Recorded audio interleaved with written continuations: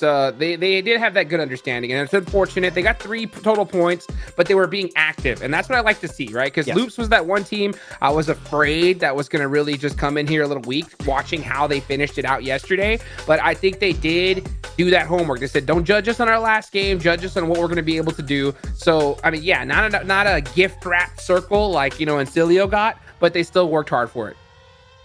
Just kind of crazy to see. Like every single team got points, and it was so limb heavy this entire life. Obviously, when you go to Senhawk, of course, it's going to be that way as well.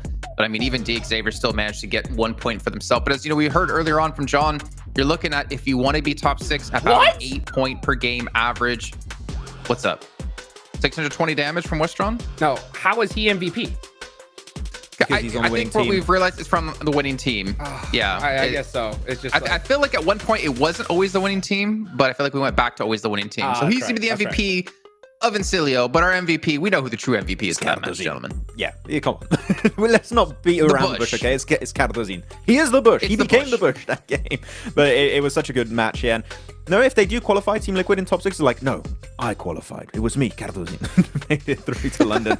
But no, we had a lot of interesting fights this game. I think that I don't know how you're thinking here of the 4-1v split on Trifecta Hodrix. I think it was a way too stretched on that position. I think that 1 player north, 2 players to the east, and 1 player southwest of Trifecta, and D plus Kia comes in and they lose 1 player off the back of that. It is good to hold off teams in Trifecta. I think they were holding off D plus Kia and maybe 77 at some point. They're just trying to push them away. But it's such a big split that you are at risk of, if a player gets knocked, your chances of getting that res on a 4-1v player is extremely low at that point. Yeah, I think anybody who's like watched any of these stages at all understand that D plus Kia love to do the strategy, right? They rotate from docks, they wait for like circle 3 to pop, and they're just waiting on that south side to see where the zone goes, and they rotate on in. So yeah, these teams, they know that's happening, they want to shut them down, so they waited it out and were able to gatekeep them. And speaking of gatekeeping, another one that we saw, Jason, earlier on was BTR, right? BTR with a nice little gatekeep on Major Pride. They needed those points and they got some of them. I mean, Major Pride, I mean, that's another team we could easily talk about here if we're talking about teams who stepped up over the course of PMGC. In my eyes, it's about whether or not they're able to maintain that kind of performance as we get through, of course, our last chance. But in the meantime, Random Kaya, bro, another team who's massively stepped up, I hear is going to be on stage with 7 for a quick little interview. Welcome back to a quick interview with the 7WG, and I'm joined alongside none other than Silas from Regnum Karya, bruh. Let's talk about survival stage real quick as we're going to be going into Erangel. You guys did end up doing really good on day 1 of your survival stage. On day 2, though, you guys struggled in Erangel. What happened? Valla şimdi Survival'ın ilk gününde Erangel'de çok iyi oynadınız. İkinci günde biraz yavaşlama gördük. Neden? Yani ilk gün garantilediğimiz için ilk 3 maçtan sonra ikinci günü çok fazla ciddiye almadık. Sadece son maç işte biraz ciddi oynayabildik, o kadar. Well, because we already guaranteed the last chance, so we didn't take it seriously at no second day. That's the answer. Taking a bit of a breather. Okay, I see what you're doing there. Now, in the next 2 days, we're only going to have 12 matches here in Last Chance, especially for Erangel. Who do you think is going to be your biggest challenge? Valla son 2 günde Last Chance için 12 maçınız kaldı Grand Finale. Bu 2 gün için hangi takım sizi zorlukla çıkarabilir? Yani DX'in DX, DK, Nextria, 4MV. Yani buradaki bütün takımların hepsi güçlü aslında. Hepsi zorluk çıkarabilir bize. Yani sonuçta dünya şampiyonası burası. Bütün takımlar zorluk çıkaracaktır diye düşünüyorum. Okay, the DX, Nextria, DK, and actually all the players have they are good player. Everybody can be a problem for us, but that's only now. All right, well, this is why this is considered the group of death. Thank you so much, Silas. Back to you guys. Honestly, I feel like if you gave him more time, he probably would just ended up saying every team is going to be the team that they have to watch out for here. I mean, Xavier, he pointed them out. I think this was recorded probably before the first match was done, but like after watching that, I don't know if Xavier's ever really going to be a threat if they don't adapt. I mean, honestly, to be fair, we're kind of focused on them because they lost the hot drop. If Stalwart lost the hot drop, we'd probably be, you know, screaming at Stalwart. But to be honest, both those teams shouldn't be hot dropping, period, especially when that's 1 out of your 12 matches now done. Yeah. No, I would be fine with Stalwart because it's Stalwart, Jason. I mean, we've done CSA. Oh my God. Jason, do we expect Brutal. Stalwart to leave a hot drop? Man, no. I remember watching IHC drop against 52 on the Northwest Island back in the first season of the year. Oh, yeah. And IHC lost a majority of those drops, and they kept dropping. But yeah, I wouldn't be too surprised. They're not giving it up. It's on Xavier to change it, just like we saw FaZe do it right in the survival stage versus Stalwart in Picado. Same thing. That, of course, they didn't qualify, unfortunately, but like, I think the Stalwart will never have the intention of moving it. But it's fine. We're going on to Erangel now. No, a little bit of a reset, and Xavier, typically on Erangel, Hot Jukes, they are just an absolute beast of a team, and this is where a lot of the teams, it's their bread and butter. This is going to be where they're going to get a majority of their points, so this is where they need to bring their A game if they want to have a chance for the top 6. Yeah, they definitely need to bounce back, that's for sure. I mean, a good couple chicken dinners will definitely weight off all of the worries that you have, you know, but it's going to be difficult because, I mean, you heard it there from Silas, right? You would have listed all the teams if you could, all the players, their subs at this point. You never know what's going to happen. So, I mean, when it comes to Xavier, they got to bounce back strong in this match right here, right now. So is there any teams in particular that we're going to be focused on as we head into Erangel here? Obviously, again, the groups have slightly changed from the last couple of days, since now it's just a standard 16 teams. Is there any certain teams in particular looking at, whether it comes to points, as you mentioned before, Max, or is it when it comes to rotations or potential clashes anywhere? I think there's one that Hodrix brought up when we were watching this past game on Sanok going into Erangel here. We might have BTR versus Voin going in Promos because, of course, as we know, Vampire's not here anymore, so that spot is open.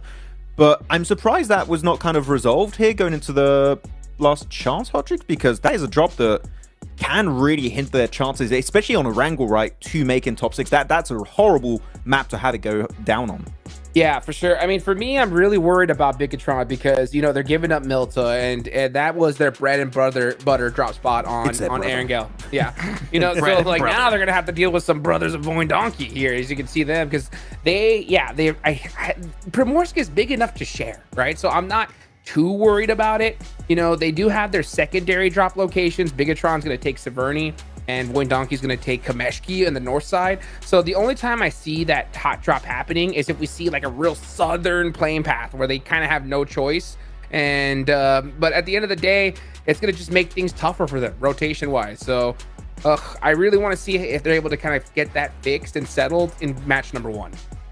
Well, we do only have a few seconds left as we head into this match. Now, we haven't really done predictions over the course of this entire event, but I do want to ask for some predictions as we head into our first Erangel. Who do you think's taking this first chicken dinner, Jukes?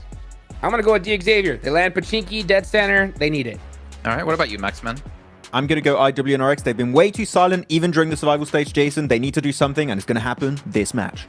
All right, well, IWNRX probably not winning now since Mac. Actually, to be fair, your curse hasn't really been relevant this event. Let's actually head into our first Erangel. And you guys, of course, to the chat. Let us know who you think's going to take the first chicken dinner on Erangel, as John Allen and Blank will take us in.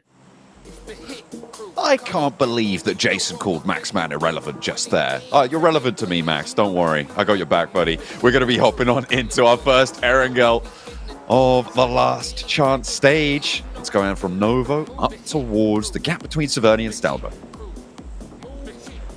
Indeed. I thought he said that his curse was irrelevant because he's not been cursing anyone. He's been a good boy. Am I right?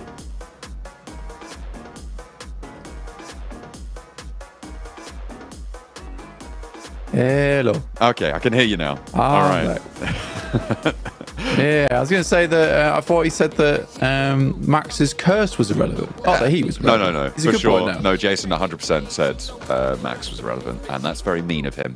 You know, very, very mean. That's right. You said that you would drink 4 eggs at PMGC, John. We applaud you for that. I don't think that happened, actually. I think you're making things up. I think you're doing fibs. That's right.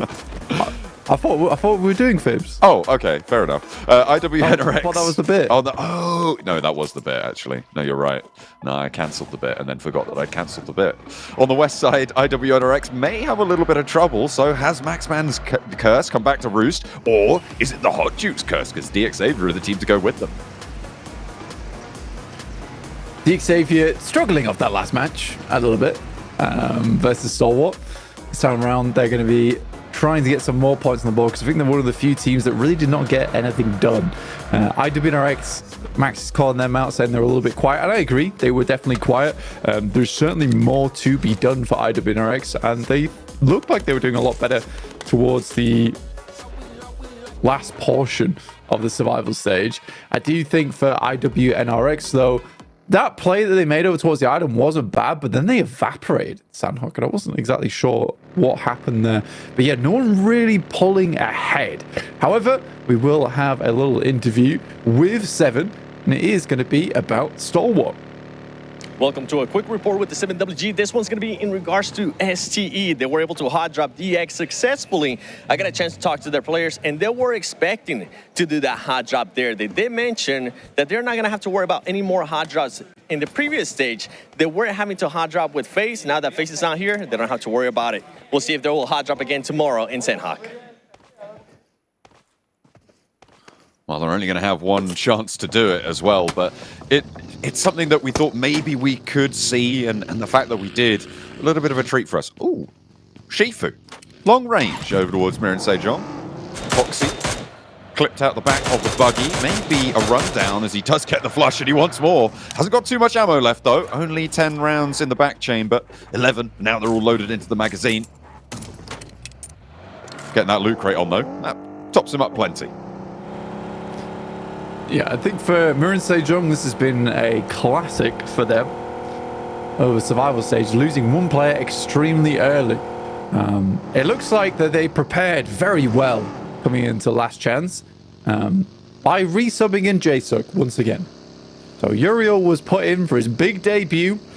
Uriel's big day out, and it was cut short very quickly. Not looking back in the house. Angelic on that one. It was definitely quite devilish for him. He's back in. He's been exercised from their team for the time being. And I mean, it is probably one of the most questionable coaching and management decisions we've seen, I think, during this tournament. We get a little replay on Shifu. Definitely not questionable on that one. Able to get the tag onto Hoxie. And then the pickup on the buggy to get him to roll over to catch more is excellent. Really nice stuff. I respect the fact that they took him back out again, though. Yeah. Same day. That's probably one of the least questionable management decisions. They were like, this is not working. We're sorry, Uriel. You're out. And that's kind of hard to do, especially when you give a player a chance. And then you have to be like, look, man, it's not going well. So back on the bench for you. You know, if they're going to go to PMGC, they need to have a ready sub to be able to bring if things go pear-shaped. But it was, in general, a terrible plan. Didn't work out too well for them.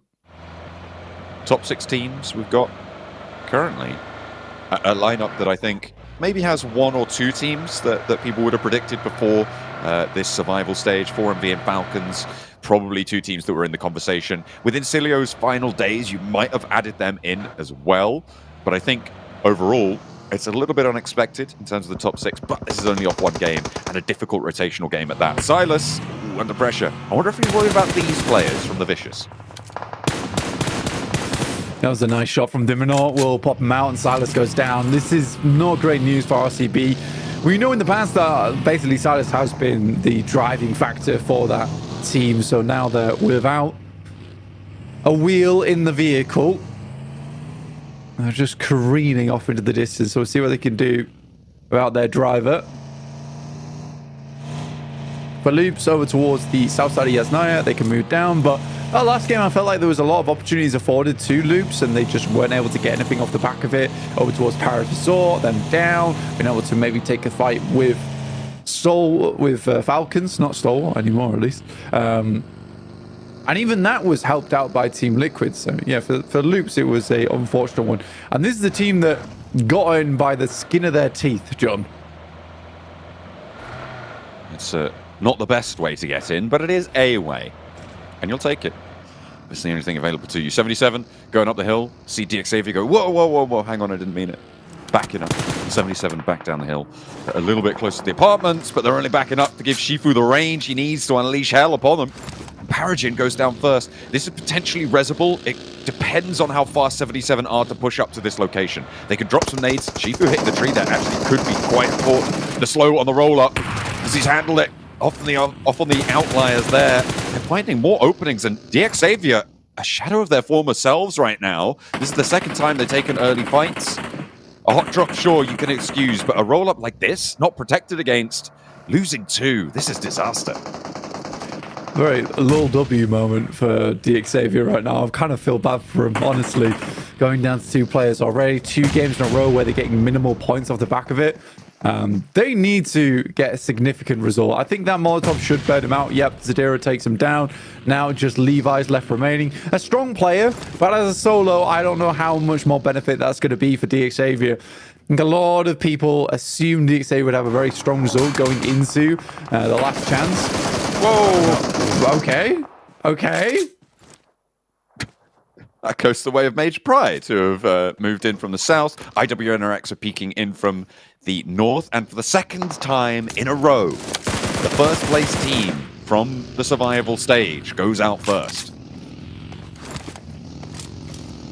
Losing 2 of your matches, honestly, John, I don't want to call it too early, but like losing 2 of your matches, you only have 10 left, but 2 matches to get into a top 6 actually is really important. Going out on both those games on 1 point and 0 point, that's even more dangerous. So for DX Xavier, they pretty much need to have pretty damn strong games for the rest of the day to be in a nice position going into tomorrow. We were looking... Sorry, you go. Oh, so I was just going to say, like, that little bit there, losing both those games really poorly, stunts you so badly. Absolutely. I mean, this is the thing, right? Before top 16, we were looking at around a 60-point bubble. It ended up being, I think, towards 50, was it 55? I think was the bubble spot there on a tiebreaker as well. Pretty nasty stuff. Zuxi, is it going to be okay? He's got friends. They got to circle around. Doesn't need it though. Just edge right in there. Anyway, 60 points was around the bubble for the survival stage, but in this last chance, that bubble pushes up to around the 80-point mark. There is a bit of volatility there, but in general, we were thinking of a 60-point tournament being 4 to 5 solid games. Now you're looking at needing 7 to 8 solid games, and in a 12-match set, it is really, really tough. So I find that when you take the first 2 out of them. From here on out, it does need to be a flawless run from DX Xavier. Yeah, it's an 8-point average. And to be honest with you, we look at some strong teams who get first place, who D plus Kia from survival stage. What was that, like a 9-point something average? Very not on the high end of the 9 points either. For DX Xavier, they need to profit 1 less than that. But that was still a team that dropped into 2nd place, by the way, in survival stage.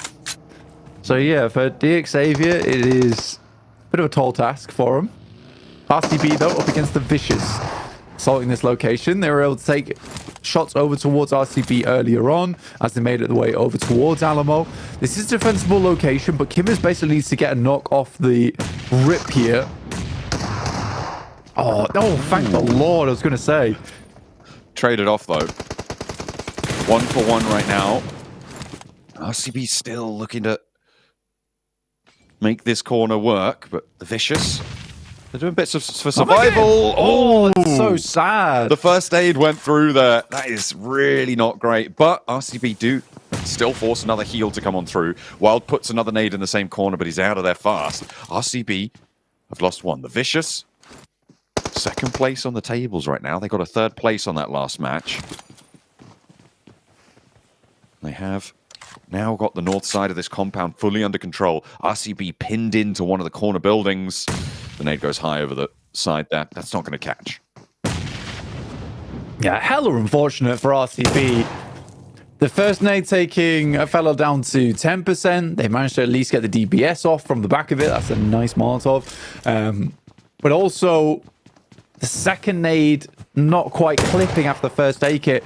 That could have been easy 2 knocks, and then that was very workable for RCB. Super unfortunate how that all breaks down. The spray downs, the overwhelming surround for the Vicious. And RCB, they're out of it. 15th place, no points on the game. One apiece there. Every single play on the Vicious. But yeah, that could have been a very different story. I genuinely think RCB gets very unlucky on those nades. But the Vicious do overwhelm them, and you pretty much have a minute grace period inside of Alamo, especially on the defending team, to get a couple of those initial knocks, and they just were not prepared for the Vicious moving in. So it's a good pickup from the Vicious. Get themselves into position nice and early. That sets them on 14 points alongside with Incilio, who are not the 2 teams I was expecting to be holding first and second place, but there you go. Mongolia having a good representation so far with the Falcons and 4MV. 4MV's approach to that south side is probably the most impressive part of what I saw on Sandhawk. Well, okay, not the most impressive part. That was obviously the 1v3 from Team Liquid doing so much work. But in general, I think 4MV's approach to that game was smart. They played that south side. They held out around that trifecta, and they realized we're not going to win this one. We're just going to get the points for this game. And that's what I'm talking about. In terms of those averages, that is going to do wonders for them. They might have just tried to send in, lose 2 or 3 players, got 1 elimination and 2 placement points. It would have been a 3-point match. No. Right? And you got 5 more points out of that. Oh, I don't really want to talk about it, but that was really nasty. Doc looking to repair this. Baron down on the off-flyer. Incilio coming off of a chicken dinner. They've got to be feeling themselves a little bit, even if it was helped by the circle. Doc nearly down, and the nade is the one to do it. Westron with a second knock over towards 4MV. And they need to pick up the pieces fast. I was just praising them, and maybe I shouldn't have done. That nade might take down Doc from his own team. Reapers looking to keep themselves alive. They still haven't even got Baron back up on his feet here, and some good shots from Red Lake down towards the tree line. That's Westron finding Reefus, leaving 4MV with just the 1 player. I think that they should have dipped. I do think they should have dipped there. I don't think it was worth it taking this fight, especially when you already know a team is up towards Lumberyard already. They have that high ground approach against you. I think Doc forces a fight that really didn't need to be forced. Frustrating stuff there for 4MV. Maybe they can get one off the back here, but it's highly doubtful. No. 4MV down in 14th. Yeah, I genuinely think that this is a big problem that 4MV has. A lot of times is one player will go down and they're like, oh, we have to fight now. It's like, no. You realize this game can be played as 3. You don't always have to have 4 players. Yes, if you want to have ginormous games, but if you just want to get 5 to 6 eliminations, it'd be fine. And again, you have to look at your own point scoring as well on these matches. They got 8 on that last match. Realistically, you did fairly well. Now you just need to salvage, be that 3 to 4 eliminations on this game. Maybe a 6th or 5th place would be fantastic. And that would have been fairly simple to do from the position that they were in as 3 players. It's so annoying. I mean, this is the thing, right? We talk so much about game-winning plays, about plays that put you in a great position to win the match, to get to those final circles. And in general, and I mean, we've been highlighting it a lot more here at this PMGC, but we don't really focus on the points-earning games, which is really what you want. Chicken dinners, sure, they're a tiebreaker, but if you're already out-earning on points, you don't need that tiebreaker. And I think that more teams need to be putting that approach into their playbook. And sure, you do need the capability to take those chicken dinners opportunities when they're presented to you. That will really pump those numbers. But it is all about getting consistent points. And points is the only way that you qualify towards these top 6 positions. D+ Kia wanting to rack up a couple against the Vicious, but they've been on the warpath so far. Not looking to slow down now. A nade over the top, though, may give them cause for concern. Soulwalk going off over towards BTR at the moment. Bruno's in down. D+, who had a very nice run of it over in their Savades. They should find Bruno's. You know, he's still alive, by the way.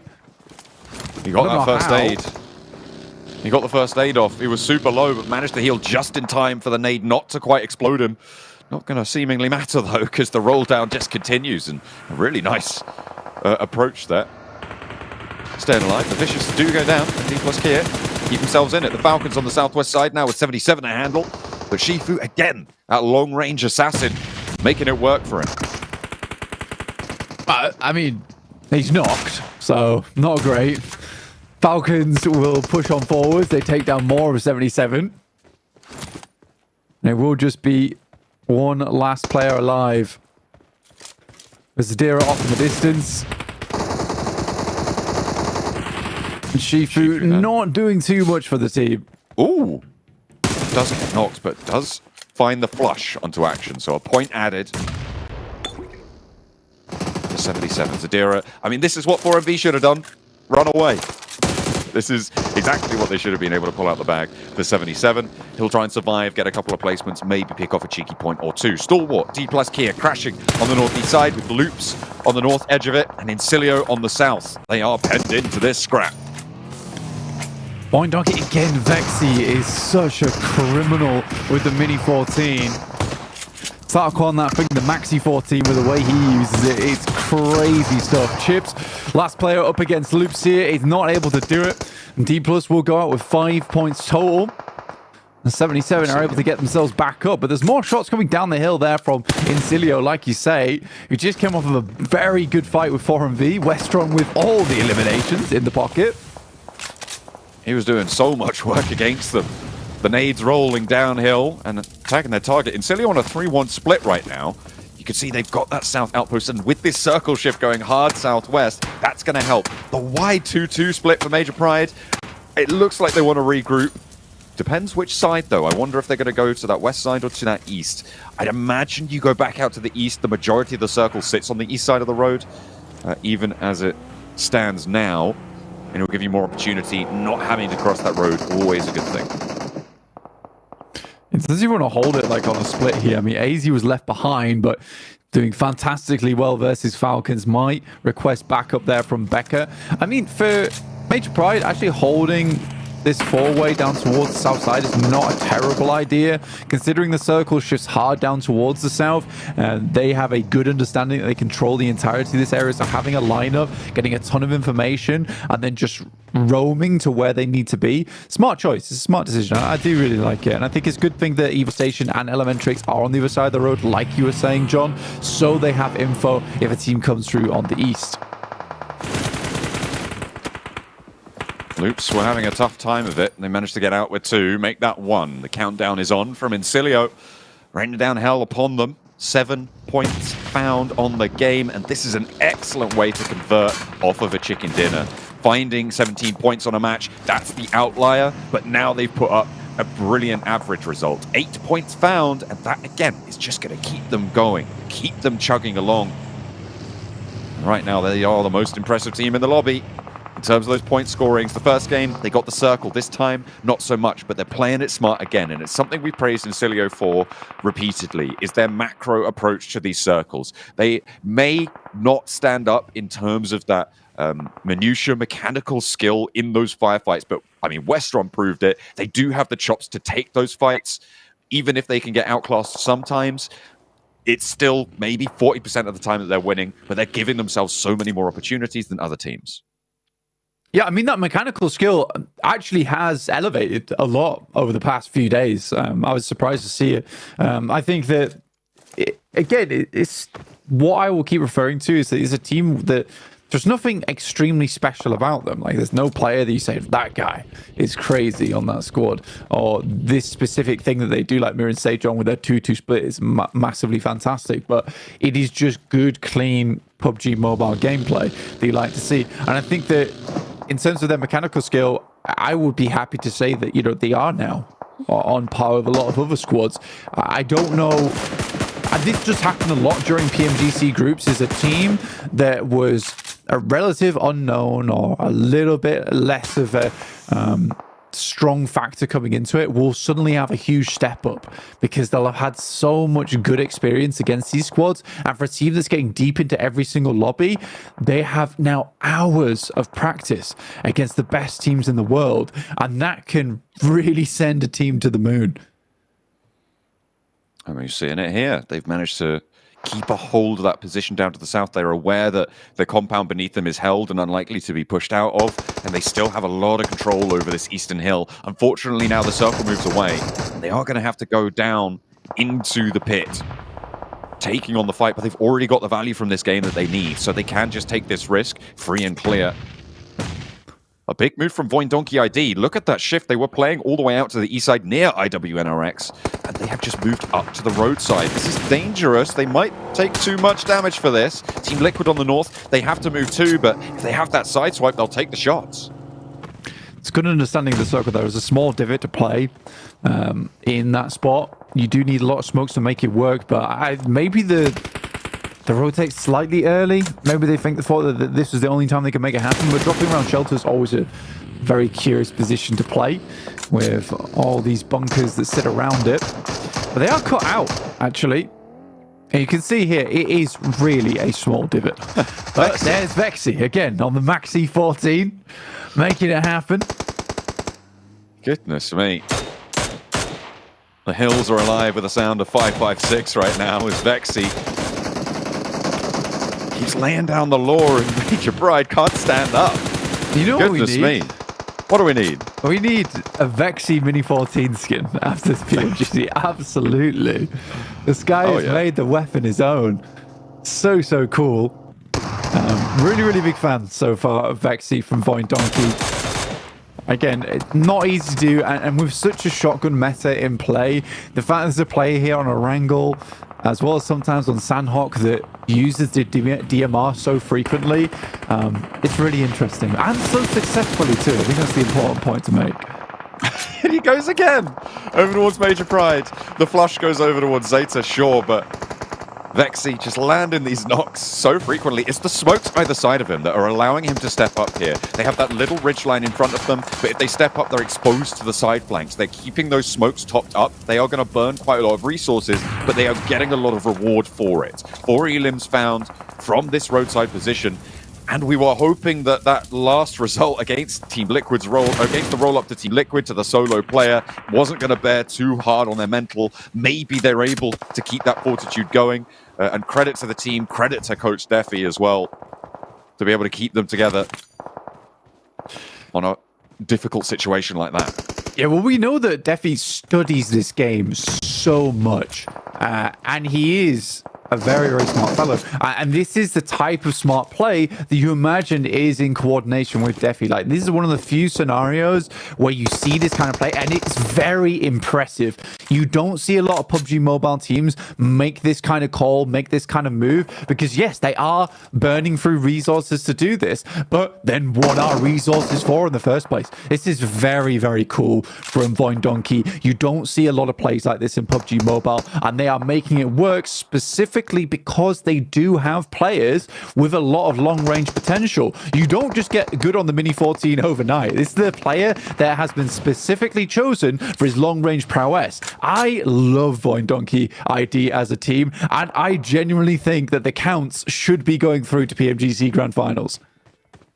There's certainly a possibility. They, by rights, should have had more points from that last match, but that's nasty. To be. That's a nasty name, but it doesn't find the knock. Instead, it's Zedwolf. Okay, he's got a Mini 14 too. We get it, Zedwolf. Come on. It's not all Vexy. Okay, you're still pretty good as well. The nade over to Redlick, trying to find that opening for IWNRX. But again, this is just an impunity match for Incilio. They've already put up those 8 points that they're going to look for on the game, and it's a great result. So they can go for a little bit wilder of a play because they're safe in the knowledge that they've managed to reach that floor, and now they can only push for the ceiling. Redlick still not going down. The guy's a warrior. That one maybe. Still, the last one, surely. What? I know exactly why this is happening. They think he's behind the rock. The Molotov too. Yeah, they think he's behind the rock, and because they keep getting tags off, they're assuming that the nade is just going a little bit too far. It's a very bold move, sitting up in the front here. He can always move up towards the tree, but, you know, we'll play from Redlick just understanding the sightlines that currently IWNRX have. They can't see over this way, so he can comfortably sit in the front line. Now he's moving up towards the tree. If they start nading the backside of the tree, I will laugh so hard. IWNRX, they may have run dry on nades. I know Frozen doesn't have any, but they're mounting up. Redlick he's still there. Westron is still there, stepping up their sprays from the off angle. Finally, they go across. They say, you know what, nades aren't working. Let's go for the gunpowder, but maybe that's not enough either. Kine is down first, the spray to the backlines, and Incilio do fall, but they've gone the distance already. A 6th place finish for them. They'll get placement points too. IWNRX across the road, and Team Liquid looking to roll down the sidelines. Could they go 2 for 2 to take down Voin Donkey ID? You've got to be kidding, because Vexy is still on the hunt, dishing out the damage. The Maxi 14 raining hell to Team Liquid. They want their revenge. Another nade goes through, should finish off Mythic there. There's been such a fun game from Voin Donkey ID. Like, genuinely one of my favorite games here in the PMGC groups off this rotate from Voin Donkey ID. Team Liquid not doing too badly at all, but it's IWNRX. Like Max said, they were looking a little bit quiet, and it feels like the curse is very irrelevant here. Maxman probably giving teams a little bit of that extra strength that they might need into these circles. Now, IWNRX, I don't know how far further they go versus Voin Donkey ID, as well as the location that Team Liquid currently hold, but it's at least a top 3 with a fair few eliminations on side. Team Liquid, 3 eliminations and a 3rd place. That will see them up to 8 points on the game and keep them in that top 6 bracket. IWNRX now with a knock. They're slow to leave their position, but Voin Donkey ID, they're right up to the edge of this circle. It closes to the center after this. The breakout wide gets caught. IWNRX looking to make Max's prediction come true here as they find that first opener. Now in a 3v4, they've got the res, they've got the health back. Can they flex their muscles? Tater wanted that rotate off to the sideline so he could provide support to the rest of the team. It's not the end of the world for Voin Donkey ID, though. They just need to be very cautious about these nades coming through. Zeta sidesteps that one. They have to rely on the circle pushing IWNRX in, and these initial nades from IWNRX have to be on target. Voin Donkey ID should have a couple more nades in the pocket, given the bombardment we saw towards Incilio from IWNRX. A mad dash from Vexy. He's across to the tree. Zeta moves forwards. They found a knock to Swain. A nade up high, and he's got 3 left to play with. That Mini 14 still in the back pocket. An AUG to back it up. Zeta not down to it. Swain very low for IWNRX as well. And Voin Donkey ID move forward. A surge, a charge on in. Straight into the firing line, and Zedwolf goes down next. Swain's still low, has to get the healing, will finally go for it. Frozen has to hold his nerve, has to hold the line. Kind crawling for a res, but Zeta's there, and they're putting so much pressure on. IWNRX are crumbling. Frozen here, now still just a bit of HP left to play with around the edge of the vehicle, and raises upon them. Vexy, Zeta from the backline. Swain is the second to fall, and the last is to go. It's Voin Donkey ID with a massive chicken dinner. This is the best game in PMGC groups from any team. I'm calling it right now, and they deserve this kind of celebration. What an incredible match from Voin Donkey ID. What a wild run out from Vexy, getting the nades over the top, and Voin Donkey ID stamp their names here in the last chance. Even after being down a player as well, IWNRX picking off Potato as he tries to rotate with the buggy to provide an off angle. Somehow they close it out, and Voin Donkey get themselves a massive chicken dinner. Not to mention on top of that, that also means now John Allen has to double the amount of eggs he's going to drink at PMGC Grand Finals to 8 from 4. Max Bad, you had IWNRX picked. They did finish off second, but I did not expect your prediction to make it that far. It's like, oh my god, then top 3? What's happening? No, for IWNRX, I said it a little bit, they were silent to some extent, and this is definitely a really good showcase for them in the last chance. I think that they've woken up a little bit, said, yeah, what we did in survival stage was not quite enough if we are hoping for top 6 spot. But man, Hodrick, you need to talk about this push. This is an insane push. Like, Razor, that initial spray just made that entire push feasible. Z-Wolf was the front line for IWNRX, just trying to give a little bit more breathing space to the rest of the team to res up their teammate. But the moment Voin get in that nade range, it's GG. It's game over. There is no way that chicken dinner is not heading the way of SEA. Dude, textbook, zero hesitation push. Look at that from Razak. I mean, he was just like off angles. He knew they could only be in a couple spots and took full advantage of it. I mean, and that's what you got to do in the last chance, right? The second you get that initial knock, you feel a little bit of that blood in the water. You got to be able to go and make that push happen. They didn't hesitate. They got it done, and they took out one of the best teams in the world. What a clutch play from Void Donkey. Man, Vexy, I agree with Blank. We need a Vexy Mini 14 skin. Yeah. We need that little face on their jersey on it. That would be a really sick skin Sleepy's to have. sitting here on the corner just looking at you like, how dare you, Max? I was your original love with the mini. Well, Sleepy should have qualified. Oh, no, sounds like a you Oh problem. my god. Sorry, but Chill, bro. God, I'm gonna get in trouble. Check out Okay. Maxman over Instagram if you want to give him some hate about that, all of you Uh-oh. Poly fans. But no, honestly, a great game. And Max and Hotrix, would you call it here the most improved team in PMGC? Oh, by far, dude, by a long shot. You know, Dementor has to be absolutely out of his mind right now. I mean, his wrists are killing him because of all the cartwheels he's doing after that game. I mean, this guy is pumped up, and rightfully so. I mean, because look, this is a team that we didn't really like, oh, this is going to be the squad, right? We're going to see them just shred IWNRX in the second game of Last Chance. And that's what they did. I mean, and Team Liquid were gifted the circle. So, I mean, Void Donkey, man, these guys are on it.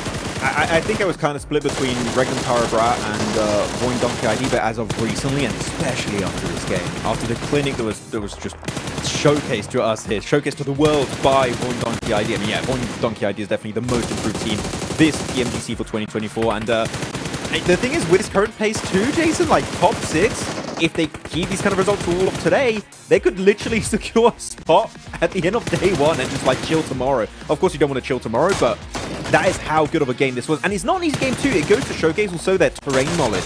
That we saw Hodrix, that they sent it between that rock and that ridge across the road. I think that was the single option that keeps Void alive as long as they allow them to survive this game. And then the flex out with the 4 players is just a thing of absolute pure beauty. So Void, incredible S+ tier gameplay.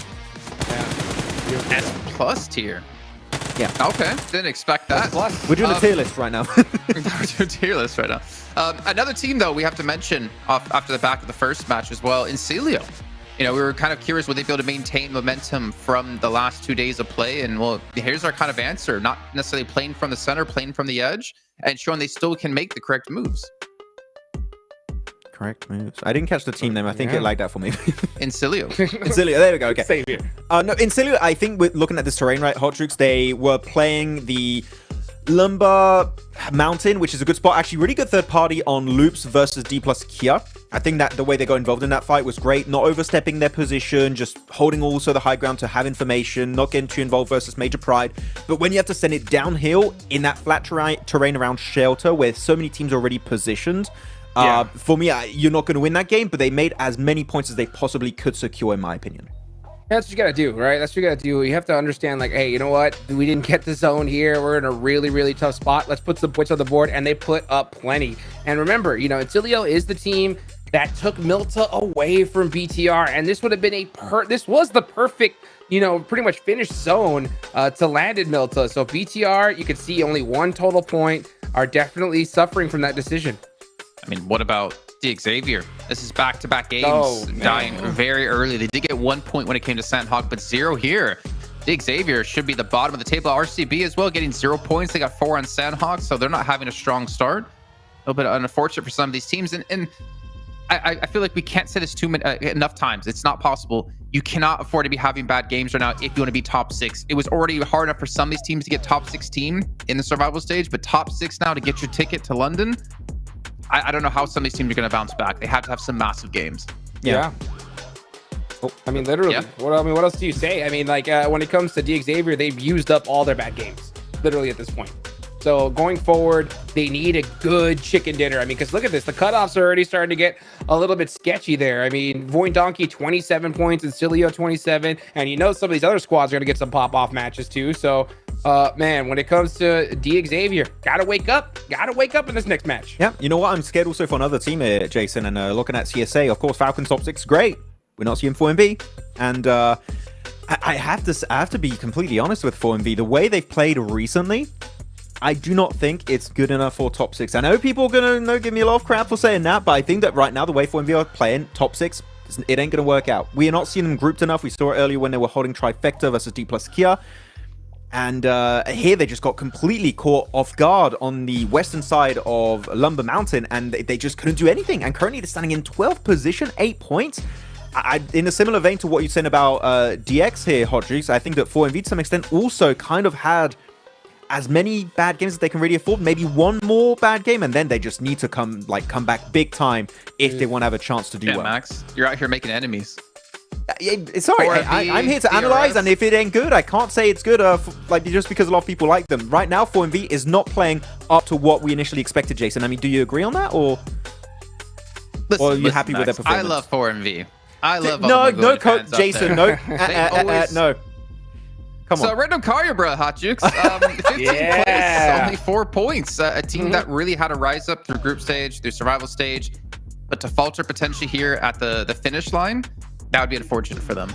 Yeah, I guess like the saving grace for all those teams at the bottom are the fact that the fact that they could pop off like crazy at any time, right? So, I mean, it's definitely not over yet, but they need a pop off match, right? They can't just depend on those consistent 6-7 points. They need a 20-point game there, and you know what? I mean, things are so tense right now.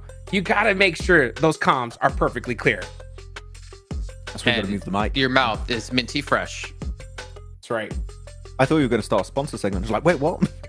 No, I'm just because I mean we seen I think it was Void Oh, just look! spray their face Look! with water. No nails. He took them off. He was doing a little heart with his fingers. He's removed the nails here. He's getting serious. I always like to see like players like warm up rituals, like Void spraying their faces. Take a look at IWNRX to make sure their sleeveys are in the right positions so they're comfy. Back in CSA, we had baby powder being used. No, Vaseline. Oh, BBs. yes. That was the interesting one. Wild. That one blows my mind to see. We used to use deodorant back in the day. Deodorant? Yeah, seriously. Yeah. During Star Challenge, I see so many dudes with deodorant. Just a little. I hope everyone's using deodorant. Oh yeah, I've been to more enough events in my career to know that not all gamers use deodorant. Well, anyways, let's bring it back to the game here. We do have our next area coming up here. We know the teams who need to start stepping up here if they want to be able to contest those top 6 positions, but we also have our eyes on our top teams if they can maintain this momentum from the day, almost secure a spot in 1 day of play. Let's find out what's going to happen here as we drop into our second Erangel with our casters of Blank and John Allen. We've got Erangel number 2 of the 6 that our teams will play over the course of this last chance stage. DX Xavier need to step it up a notch if they want to be in with a chance to play with the big boys over in London later in December. Match number 3 is upon us, Lipovka up towards Georgia Pole. So maybe quite a long drop down to Sosnovka military base. Could see some drop spot adjustments. I would say so. I think some of our teams might still make the run out. I'd be curious to see what 4MV do in this game, where they're going to head over towards John in terms of Sosnovka military base, because long drops for them have always been a bit of a weird one. I truly do want 4MV to make it. I think they're a really good team, but they have made so many mistakes over the past 4 days. It's really tough to watch because I know that there are fans in chat right now. I am also a fan of 4MV. However, it's very hard to be right now where they're making these mistakes time and time again. I just see the need to get away from this mentality that every game has to be a gigantic one. Especially in Last Chance where there's only 2 days of play, you have to be going for more consistency. We know the 4MV can get those 25-point games, but they don't need to keep churning that same game out every single match. And if it's not the case, go out with 0 points. It's not the way to play. It's not the way to play. But we'll see what they can get done here over on our angle. There could be a couple of other teams that we will be looking over towards, specifically IWNRX. Can they keep up this same kind of performance? And can Voin Donkey continue on their absolute brutalization of this lobby? That last game was so unbelievably fantastic. I kind of want to watch it again. It was just so smart as well as so brutal as well, though. That's the dangerous thing for the rest of the lobby. It wasn't just a really strong performance from Vexy. Let's be honest, he was doing so much work for the team, but they also had some really smart maneuvers, specifically that race over toward the ditch. And the guy who's been backseat in this, who's been QBing and masterminding it all, Coach Defiant, 7, was able to catch up with him. Let's hear what he had to say. Welcome to a quick interview with the 7WG. This one's going to be with none other than Defi from VD. Defi, honestly, the team has performed so well throughout the PMGC, and I mean that you guys have started off rough. You guys been improving over and over again. What has been the biggest difference for the team, especially after the win we just saw? I mean, it's pure motivation, like fresh motivation, rookie, right? Like 3 of them, or most of them. So they really pumped up to show up. All right, well, let's see if that motivation keeps going. Back to you guys.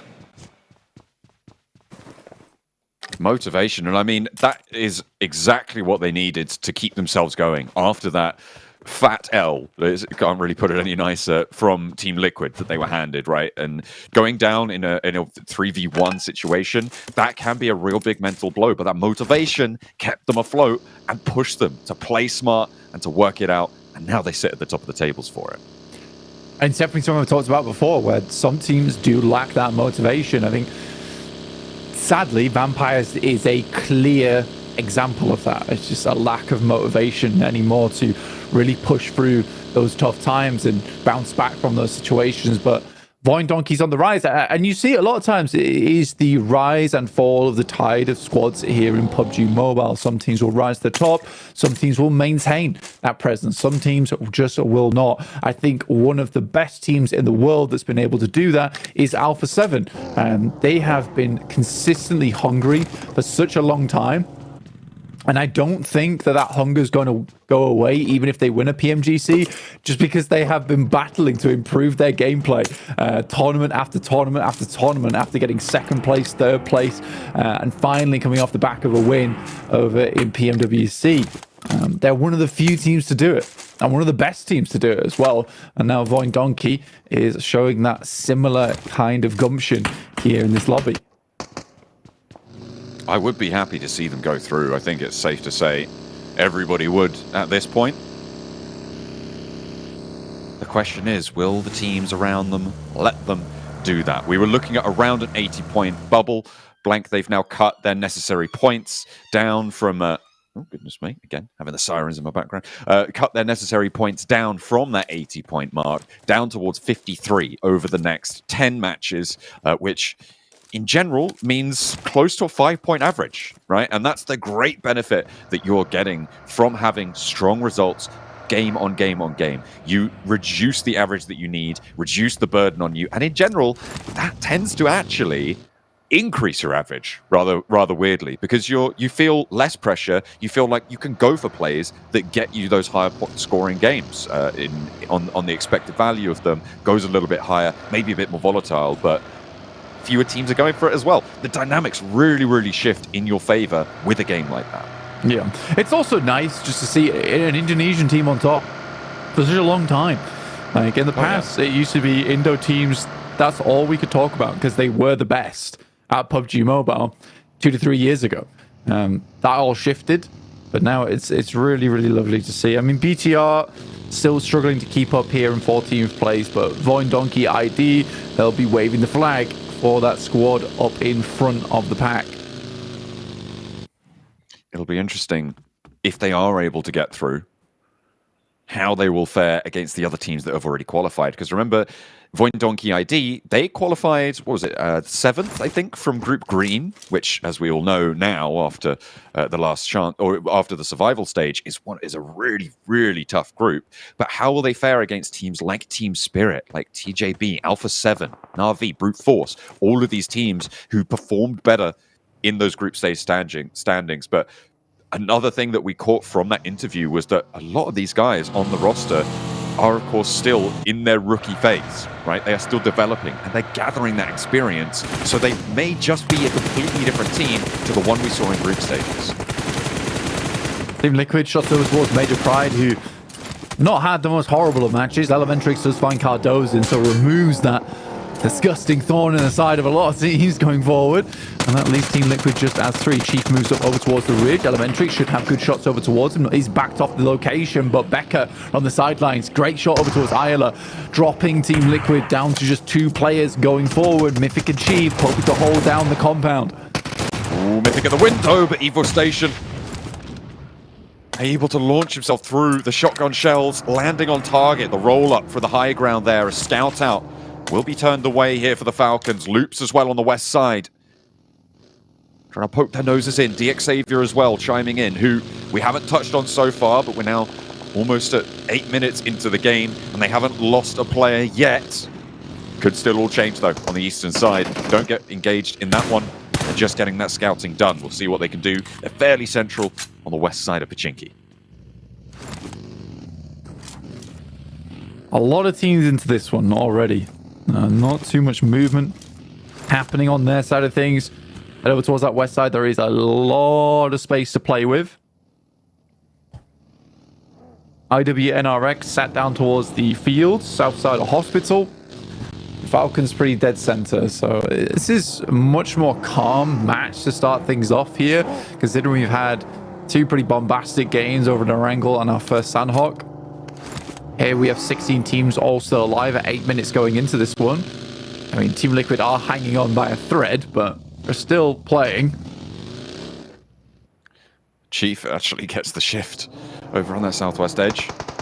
Over by the quarry. We'll see if he can keep his head down, rack up a few placement points, stay in that top 6 at the end of this game for Team Liquid. Marin Sejong on the northeast side of this circle, close to D+ Kia, but there's a roll-up coming through. D+ Kia going to try and make this one work. Both of them low, but it's D+ Kia who are able to deal the final blow there. Struck to the jaw. Takes one of the arms off of Marin Sejong. They're now playing on as 3. They do have a chance here still. D+ Kia with 3 players as well. That's a brilliant pickup. Favian goes down, and that brings them out to 2. So only 2 players on the inside, but if the regroup isn't fast enough, they could just go down to it. A roll forwards potential. Favian hasn't been flushed either. Yeah, South Korean kerfuffle continues onwards. And Marin Sejong and D+, but D+ definitely have the better end of things. Hoxie, last player alive. Certainly a strong player on the squad, but I think being assaulted by 4 members of D+ will finally put him down. Favian most likely will be picked up, but with Voin Donkey sat in the wings here, maybe they'll be able to find something. But this is a smart move from them. They actually opt to send over the ridge side, get further ahead of D+. They see that the fight's concluded. It's not worth the move in now, as D+ likely will be able to get a reset. So this is a good move from Voin Donkey to get ahead of things as opposed to try and take that fight. It's a smart decision. This is what's consistently happening for Voin Donkey, is just making the correct decision in those moments, not going for fights that they know they're disadvantaged in. And even as the topside lobby at 27 points, they don't really want to push the boat out too far. Like you were saying earlier, their average placing now doesn't have to be that high.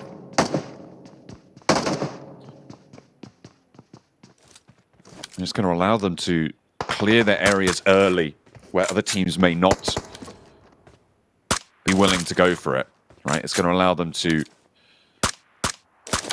get a little bit more aggressive in their holds, take a little bit more area, and that will start to add into strength towards the mid and late games. And I'm excited to see if they do adapt to it or if they just keep their heads down, because there's also value in just going for the same strategy, especially when the rest of the lobby isn't allowed to do so. Incilio do still have that freedom as well. And I think we talked a lot about Voin Donkey, but Incilio, another vastly improved team over the course of the PMGC League stages, into the survival stages, into now the last chance stage. And we will see if they can keep pace lockstep with Voin Donkey. Looking over towards the center of the map, Loops, 77, both very close to one another, but do have a strong position to play off the back of. Those teams likely will be able to take shots as other squads as they make their way in. Voin Donkey, again. This is the team coming through from Kameshki, by the way. They're making their way over towards Gakka. They move up over towards this lone player from RCB. It is Loxy here. And Nate goes out, but it's a little bit lukewarm. And in comes the rest of the squad. RCB helping out. The reinforcements arrive, but Bexy finds one over towards Silas. What is happening here? Gets the rundown, but that's traded off, and Voin Donkey lose 2 on the roll-up. Here's Zeta now looking to put the Molotov through the window. There's an off angle chiming in. It's BTR wanting to try and stop the other Indonesian team getting too far away from them on those points tables, but that's a tall order. 3 players down And the burn comes through. That actually clipped Loxy. Okay, all right. The Molotov is there. The res goes through onto Silas, but the crash from BTR. Could there be a second third party as well, potential? Coming in through from an off angle? I don't think so. It's just BTR for the fight. 2 players from Point Donkey as Zeta holds the corner. A third player and BTR evaporate. What's a hold from Potato, from Zeta? 2 players from Point Donkey take on the world. Zeta in a 1v4. Potato looking to clean things out versus RCB. What is this game, John? Going absolutely Potato. nuts. Wild very low. The micro Uzi making things happen. Now just down to Zeta. But it's still a full force team. You've seen it against BTR. Does he have the chops to take down the rest of RCB? D plus Kier now in the wings of this fight, and it's so impressive time and time again. We were talking about strategic brilliance, but this is sheer brute force from Zeta. Voin Donkey have got it all. From Zeta to a true alpha inside of this squad. Ridiculous shenanigans. And he gets a full reset on a ton of nades coming through from BTR, a ton of util. He could be sending nades for days over towards RCB going forward. And D Plus now trying to assault this location. I mean, Voin Donkey, they go down to just 1 player, but all things considered, like, this was a backfill onto Voin Donkey. They should have gone down a lot earlier. Unbelievable stuff. And that 5-point average is exactly what they needed to keep up their point scoring. Any more that Zeta can find in this game is just a boon for their point scoring. Goodness me. They're looking for the gravy on their chicken dinner here. Zeta, I mean, now I think he could still do it. I'm not going to count him out. Not just yet. D plus Kier don't quite have the off angle to control the backside of this building, which means that he does have that wall to try and play around. The double hop through the buggy. This guy is quick on the fingers.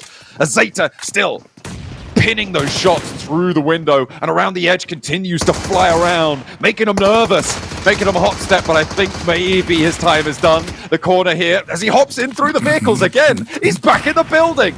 The guy's giving them the runaround, but steps out wide, nearly fumbles the door frame, but drops the smoke. The nade in. He forces the fight. Oh, it's more to go. Oh, finally, the chaos ends. But Voin Donkey ID, give us another entertaining engagement. Dude, that was nuts. That was actually nuts. Oh my god. I mean, if he'd cooked the nade slightly longer, it could have been a completely different scenario. It's hard to know when they go for the full-on push, though.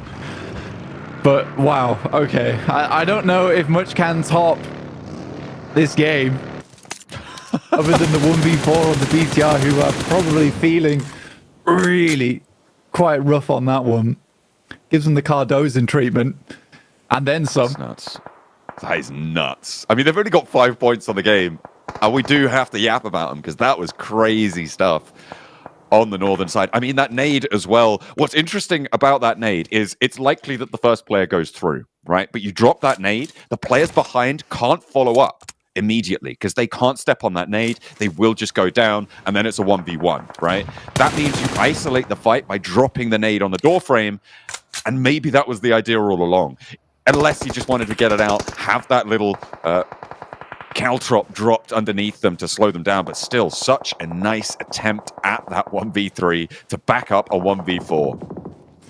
Yeah, I mean, that is the typical play, right? Where you drop the nade on the door frame and they can't really push off the back of it. I think you see a lot of teams doing that. It's a fairly basic play, but the cool thing about it is it indicates that he was ready for the 1v3. Like, he was going for it, and the fact that he gets the first knockout was truly marvelous. And RCB there, they just have to commit to the fight. And it is good from Loxy, the fact that he's able to fully go for that one. He knows his time is limited there. He has to get that knock going through almost immediately, or he goes down to the nade. So for RCB, again, there's a little bit of credit to give to their side. Still, it's sort of the 1v3, guys. Come on. There's only so much you can do. It's not really a 1v4. 1v4s are actually way easier. I don't know if you knew that, than 1v3s. Certainly in that scenario. In Cilio, they've lost a player. The Xavier putting pressure on them from the north side, taking an Elim. And it's the same story for Voin Donkey and Incilio. Of course, just putting up those averages. I wouldn't be too surprised to see Incilio just give a little bit of ground, but they don't really have anywhere to go. So it may just be the nades over towards DX Xavier. Keep them at bay. Try and go for that 3v4. IWB at NRX, this is a fairly typical location to be playing. Might be doing a bit of damage. No, it's a little bit close. Good nade from Zedwolf again. Over towards Reyes in the back line. Frozen gets re-knocked and Kain's just going to send out with Zedwolf. I think they realize there's just one player left remaining now. Frozen extremely low. And IWX might need to leave. Zedwolf steps so... Oh, how does he miss that? That's so unfortunate. The spray paints a rainbow around the head of Renozin. Damn, he was on target too. That is really unfortunate there. Eliminated both of them, actually, over on that western side. The circle shifts out east. It's over to the Falcons on the split area there, up to the roadside. A 2-2 hold on the north. Might be difficult to stop D+ getting in, but that south side may just hold itself for the time being. I think the wild card here is DX Xavier, but fortunately, Major Pride have spotted him. For DX Xavier, one more bad game. Right? They go out here with just the two elims they've been able to grab it. Again, it's a pretty horrendous result here from DX Xavier. They are locked out on this eastern side. They have positions to play off towards, so see what they can get done off the back of that. 4MV understand that they need just some consistent point scoring, so they're going to stay out of the way for the time being down towards the south side. There is a lot of room for RCB and D+ to play on this northern edge alongside with Falcons. A lot of these teams likely to take one another out, and 77 have been pinned in this fight with Loops for such a long time.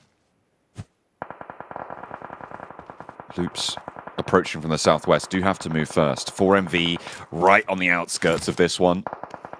Doc taken down first. I mean, this is such a difficult position for 4MV to leave. It's not to do with Doc playing split. He was right on top of them. It's just the fact that Major Pride have such brilliant angles over towards it, and there's really not too much opportunity to move out to that west side. You can't go through. You hit DX Xavier. It's just a dire position for 4MV in this spot. Not too much blame to be apportioned to them. Maybe you could look back at their rotations earlier on, but certainly not in this firefight. Yeah, it's a hard exit. I mean, to be honest with you, you look at the circle from about to stage 3, where 4MV was actually fairly central. It's just unfortunate the double north shifts for their side of things. 77 actually doing good damage over towards Loops at the moment. They have one player down, a little bit more damage done. 4MV now making for a crash out towards the side. Good smoke to lay down to help enable this crossing. And they go back. Interesting. Loops continuing to suffer those. 77 giving them a good fight. There's 2 players, 3 players, just Nino left on the outside trying to find Limbo Boom, but all 4 players of 77 are still in action here, and they find the spray through the door frame. 5 points now as they hop up overtake Major Pride, or regain rather, that 6th place away from them. Yeah, great stuff from 77. 4MV? 4MV though, okay, were able to make their way around. This is a perfect opportunity for them. They know they're just coming off the back of a fight, but realistically, they need a knock here. And if they're not finding any knocks, then a 3 versus 4 becomes a little bit more difficult. Great nade from Apex though, over towards Shifu, looking to confirm that one through. Nice nade forwards. Does damage, not much more though. Limbo Boom over and across towards Shifu. Zadira holding it from the doorframe. Baron gets across and the dash towards Shifu to try and confirm this. They need to try and hold this off angle, but in comes Major Pride, the third party position. 4MV now forced into this fight. They don't really have a choice about it, and the off angle is spotted. Apex finds Zadira as he flees up the staircase, and the approach over towards Limbo Boom is there. 77 desperately trying to cling on to this one. Try and regain this compound, but it's not to be. 4MV find the breakout. Thank the Lord for that. I mean, for 4MV, it's been a while since we've seen them. You have to get a good rotate out into a fight. Good third party from them. Evo Station on a lovely angle over towards RCB, who rock down towards Major Pride after getting an initial knockoff. And there is a bit more damage flying on through. Now down to 2 players, but a nade over towards Loxy could prove disastrous. Becca descends upon them, but Reefus is there. Holds the line above RCB's head. And Becca out in the open. Major Pride suffering heavily now. Evo Station, the last of all. It's Xavier who are sweeping in from this east edge. They know they need the points here. Levi's needs to heal. Careful of Incilio across the hill, but Apex rolls up for more. Yeah, good play from Xavier. They picked their moment very well. And they know they need that position. They've had eyes on over towards that location for quite a while versus Major Pride. 4-V with 5 eliminations. It's a good match from them so far. I actually have enjoyed the rotates. They lost Doc and they played on as 3, albeit they didn't have much choice to get him back up again. He was immediately knocked in the process. But again, this just shows to them that they can play without Doc and they can play as 3 quite easily. Taking down 77 was no small feat. Cilio across the way, playing with 2. They've got a top 6.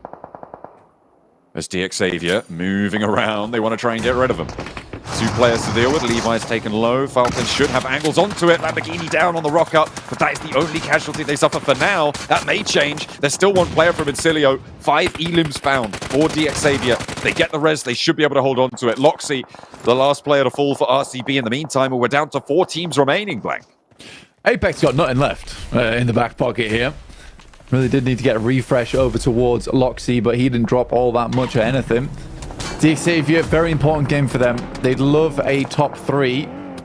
Let's see how possible it is. 4MV's got to wrap back round towards that western side. Xavier, pretty safe. D+ though on a 2-2 split. I kind of like it though.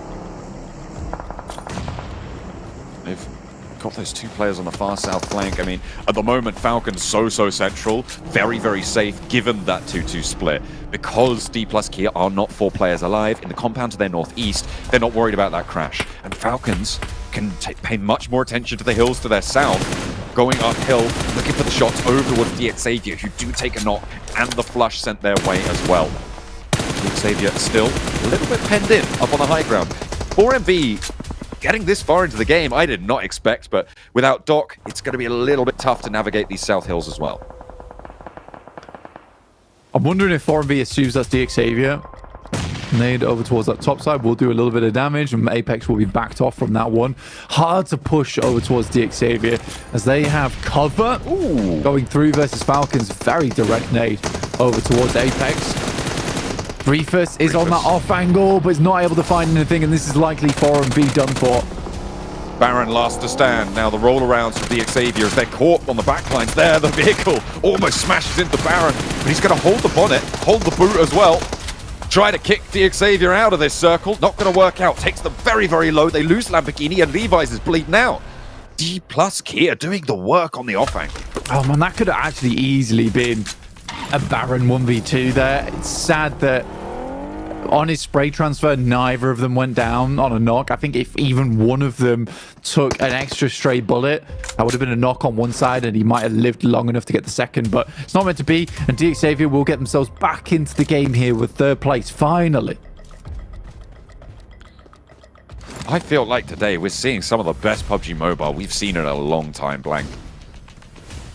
Some excellent rotates being made, some interesting tactical decisions, things coming out to surprise other teams. Are we seeing coaches, analysts, IGLs dipping into their strat book finally, where they've been reluctant to before? Or is it just that they are honed by the keen knife's edge of the last chance stage?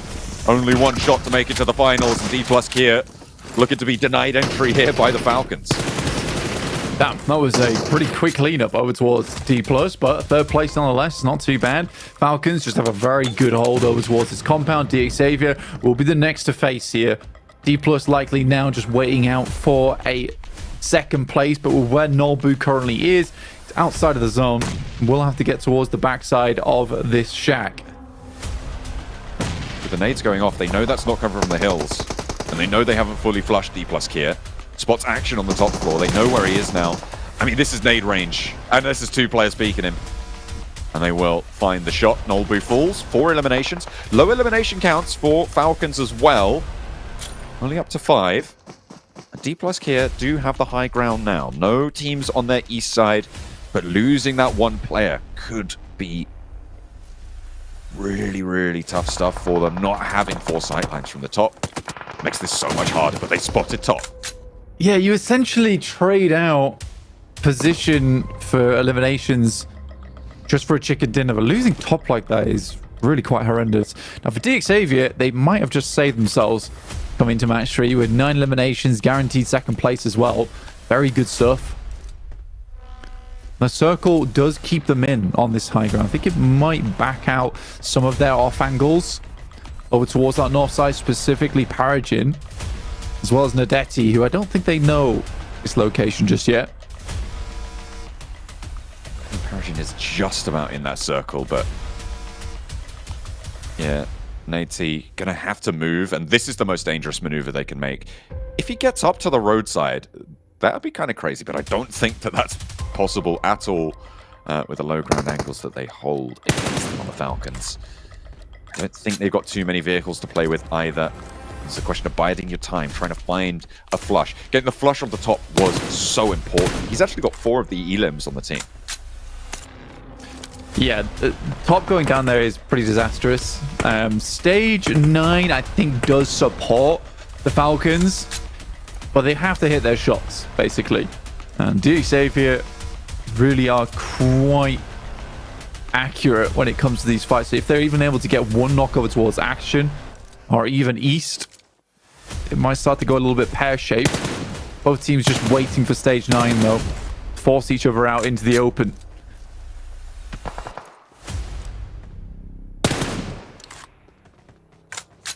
The standoff. Everyone regrouped now into the zone. DXavier, I mean, you said it, right? They need this.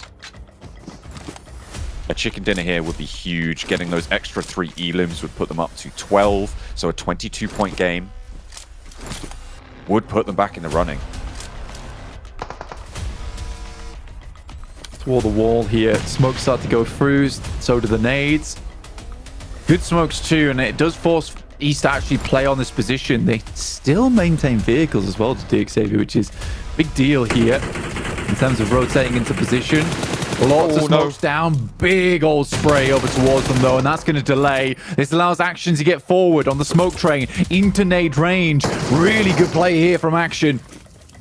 Goes Blast into Paragin's side there. Takes him out of the running, and Action and Icy on the Voin Donkey roll out here. Nade low, but not out of it just yet. Levi's under pressure. Goes to a sliver. Goes down to the second. Icy with the 1-2 punch on Action's first nade. Breach and clear. The Falcons ride high to the top of the hill. I love the fact they play it out like that. They don't allow DXavier to stall and stalemate the game out to the point where Falcons are in a bad position. Really good set of smokes, still allowing the sight lines from East on the side uphill, but also just enabling that run out from Action, which was very, very important. Very great game from the Falcons in the center of the circle. Really excellent stuff there, but we had so much to talk about during that game. We had the donkey kick on the north side from Zeta to take BTR out, and those roll-ups, those hillside navigations, excellent stuff. Let's see what the desk has to say about it. Well, it was a win indeed here for Falcons, though I think there's a little bit of criticism on our side about what transpired as we got into the final moments there. And I think I'll just throw it straight into this here. On top of the building, died. Oh. Should not have gone down. Made no sense. Yeah, I mean, he shouldn't have peeked at all. They should have just waited for that blue zone, did exactly what they did at the end. But I mean, they were confident here. They had so much room to work with. Those smokes were perfect. And this nade from Action, yeah, that just pretty much just put the money in the bank right there. I really feel like they're going on a big positive, because I also got baited by the smokes. So Falcons was like, wait, the smoke rate is like one line is very nadeable, and they're waiting way too long. But I think you said, Jason, like they were trying to bait out DX. I think the response of DX they were trying to bait out was using their utility. And a few nades did come out of DX, and no one were in the smokes. And I think that DX, because of those smokes, thought, oh, okay, they're sending it now at the start of the smokes. No, they delayed it by about 15-20 seconds. A few nades come through, and DX are like, wait, what's happening? We're not hitting any of these nades. And that's when Falcons get closer, and especially we saw Hodrix, one of the players, gets in nade range, and that just pushes the entirety of DXavier back against the blue zone. It was Action, and we've talked about, you know, the last few days, Action like kind of taking his whole team, putting him on his back and trying to make sure that they get through, and he does it yet again here with that knock on a Paragin. Beautiful. I mean, yeah, I mean, I'm telling you, like, Team Falcons, whenever they get a Gadka circle, they are going to win that game. And I mean, it was pretty pretty easy to call, right, for a good hot minute, but they executed it perfectly. I mean, except for, of course, that little top knock, but it's scary because, and I think that we're valid in our criticism because that little mistake could have cost them so much, but it's good that the team was able to clean that up. I mean, speaking of mistakes, we did have, I can't remember who the last player was alive. Was it Nolbu or D+? And Max, he spotted out. He was trying to like shoot into Falcons. And he had 2 smokes. And he didn't bother to use it. And yet he peeks out in an open field, like an open area. He wasn't even peeking. He tried to run over. But he had 2 smokes and he was behind hay bale. And he just sends it. I think he had enough time to throw the smoke and for it to bloom and actually maybe have a chance. But as a whole, when you're leaving the chopsticks area going into Falcon's compound, it's always going to be really tough to make that transition, Jason. And I like the idea. I think they send one player, who was it, Fabian, south of the road to try and get an off angle to maybe stop Falcon from peeking as much as they already were doing in that game. I think that was a really good idea. But unfortunately, the fact that DX was still alive and up to 3 players just kind of hindered that plan in the first place. So good idea from D+, but yeah, the fact that they made it as far in this match for me is a big plus. But this fight, Hot Juice, we need to talk about it. Zeta, what is going on with this man with the S12K? Oh man, this man was in the straight flow state at that point. Like, he went Ultra Instinct. This guy could not be stopped. This was by far the best play in the tournament. I mean, what else could you say? I mean, he was putting that entire team on skates. Even RCB had a big old problem with this guy. I mean, he was hopping in and out of cars, in and out of the buildings. And he almost got another squad wipe. So, man, this guy's got to be feeling himself. It's so funny because, yeah, you have this whole fight of Voin, Donkey ID fighting RCB. It's a big clash. It's kind of even. Then Voin starts to falter and struggle, and you have the full reset happening for RCB. BTR see a great opportunity there, Hodges. They send it in like, oh, this is an easy third party. The elimination feed was lighting up. So many players must be knocked at that point. And then you have Zeta like, we're the captain now, and he just turns around and just obliterates BTR. Sure, there was a bit of help of RCD from the distance with their angle, but yeah, I mean, definitely top 3 players of the tournament in my opinion. Zeta, that was incredible what he just did, and with the extra point on board here, maybe that's going to help them make sure that they're very comfortable at the end of today for the top 6. But don't forget, we got to see some vintage top action as well as D+ try to crash into the compound. He takes down 3 people, I think 4 overall. You can see Falcons 18 points, a massive game for them. And again, not to mention only them, but Xavier, who has struggled getting 1 point across 2 matches, getting themselves 15 here. Then 4MV, Max, you were kind of critical about them, and I think for good reason. But they do start to show up here with their own 10 points. Yeah, I better synergy Hodrix on their push on 77, all kind of pushing together. Like literally a 1-2 second difference when they cross doors or peek through windows. So like, I think they maybe spotted out that their synergy was not on point and up to par for this lobby, and are trying to, fix those minor mistakes we've seen in the past.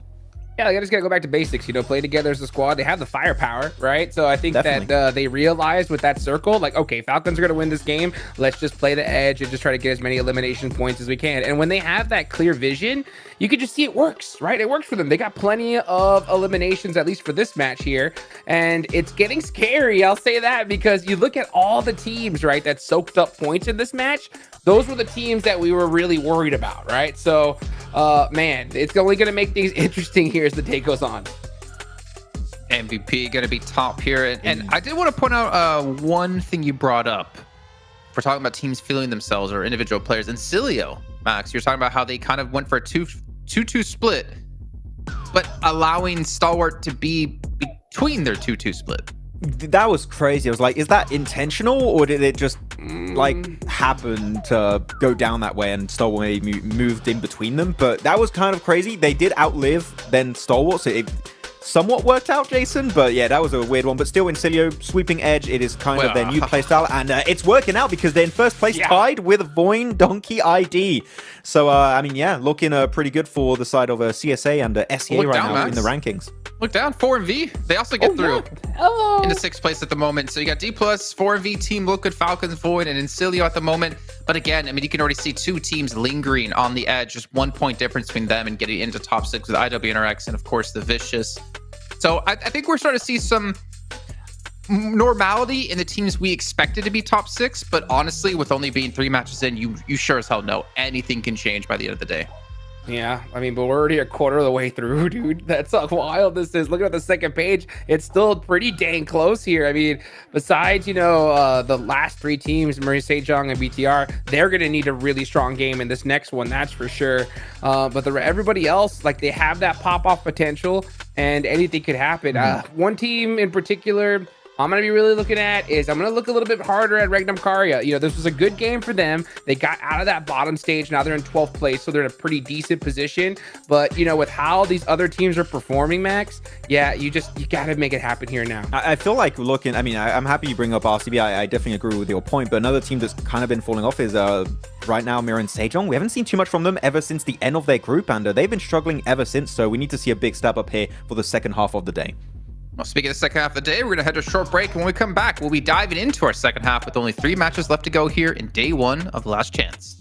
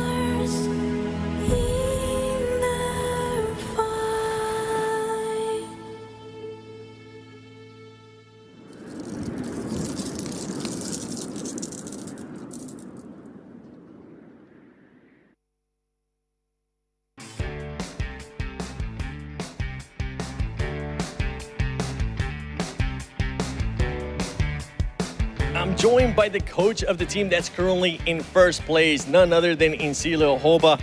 You guys started off slow in group stages. You guys ended up in 9th place. Then we move on to survival stage. You end up getting a 3rd place. Now, with the hot start that you have had, you're currently in first place. What has been the biggest factor for that uptrend you guys are currently having? Вы начали от PMGC с 9-го места на Group Stage, на Survival Stage вы заняли 3-е место, и сегодня вы начали очень хорошо. Что является главным фактором ваших улучшений? Мы проработали нашу информацию во время игры, минимализировали риски в конце зон. У нас есть 2 молодых игрока, и сейчас они набирают опыт. So we work on our communication, minimalized our risks during the game, and since we also have like 2 younger players, they just started getting their experience in the game. So yeah, that's what we worked on. I'm glad you mentioned those young players, because before this, you were also telling me that it is everybody's first PMGC. So just like VD, some of the players are finally starting to get their experience. We're seeing that uptrend. Some teams tend to get comfortable playing on the outer edge of the circle. Some teams get comfortable playing on the inside of the circle. What does your team prefer? Некоторые команды любят играть, контеститься с краю этого зоны, некоторые команды контестятся в центре зоны. Что ваша команда предпочитает? Мы предпочитаем играть от информации. Можем первую зону дождаться, когда команды сыграют в центр. И от чека сыграть с краю. И по возможности увидеть в центре хорошие позиции и сыграть туда. So it depends on the game. We can start from the side of the circle. We can move to the center of the circle. It all depends during the game and about the information. And yeah, that's all. I can definitely see that, especially in this last match. You guys were able to do a 2-2 split, leapfrog some teams. It was insane. Spasiba, Hoba. Back to you guys.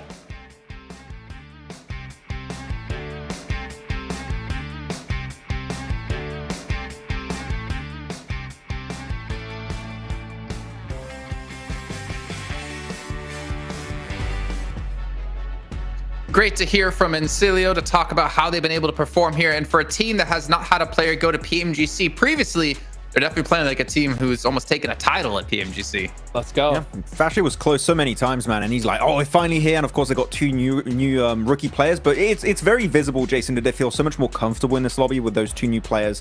And yeah, you get better with experience, and they got that experience through the survival stage, through the league stage, and now they're just playing their A game the way they wanted to play. I'm pretty sure from the get-go, but now they just feel way better. And to be honest, they even have these weird splits. We talked about it earlier, right, Jason, with their 2-2 against Stalwart. And even then, they just don't falter. Like, it's fine.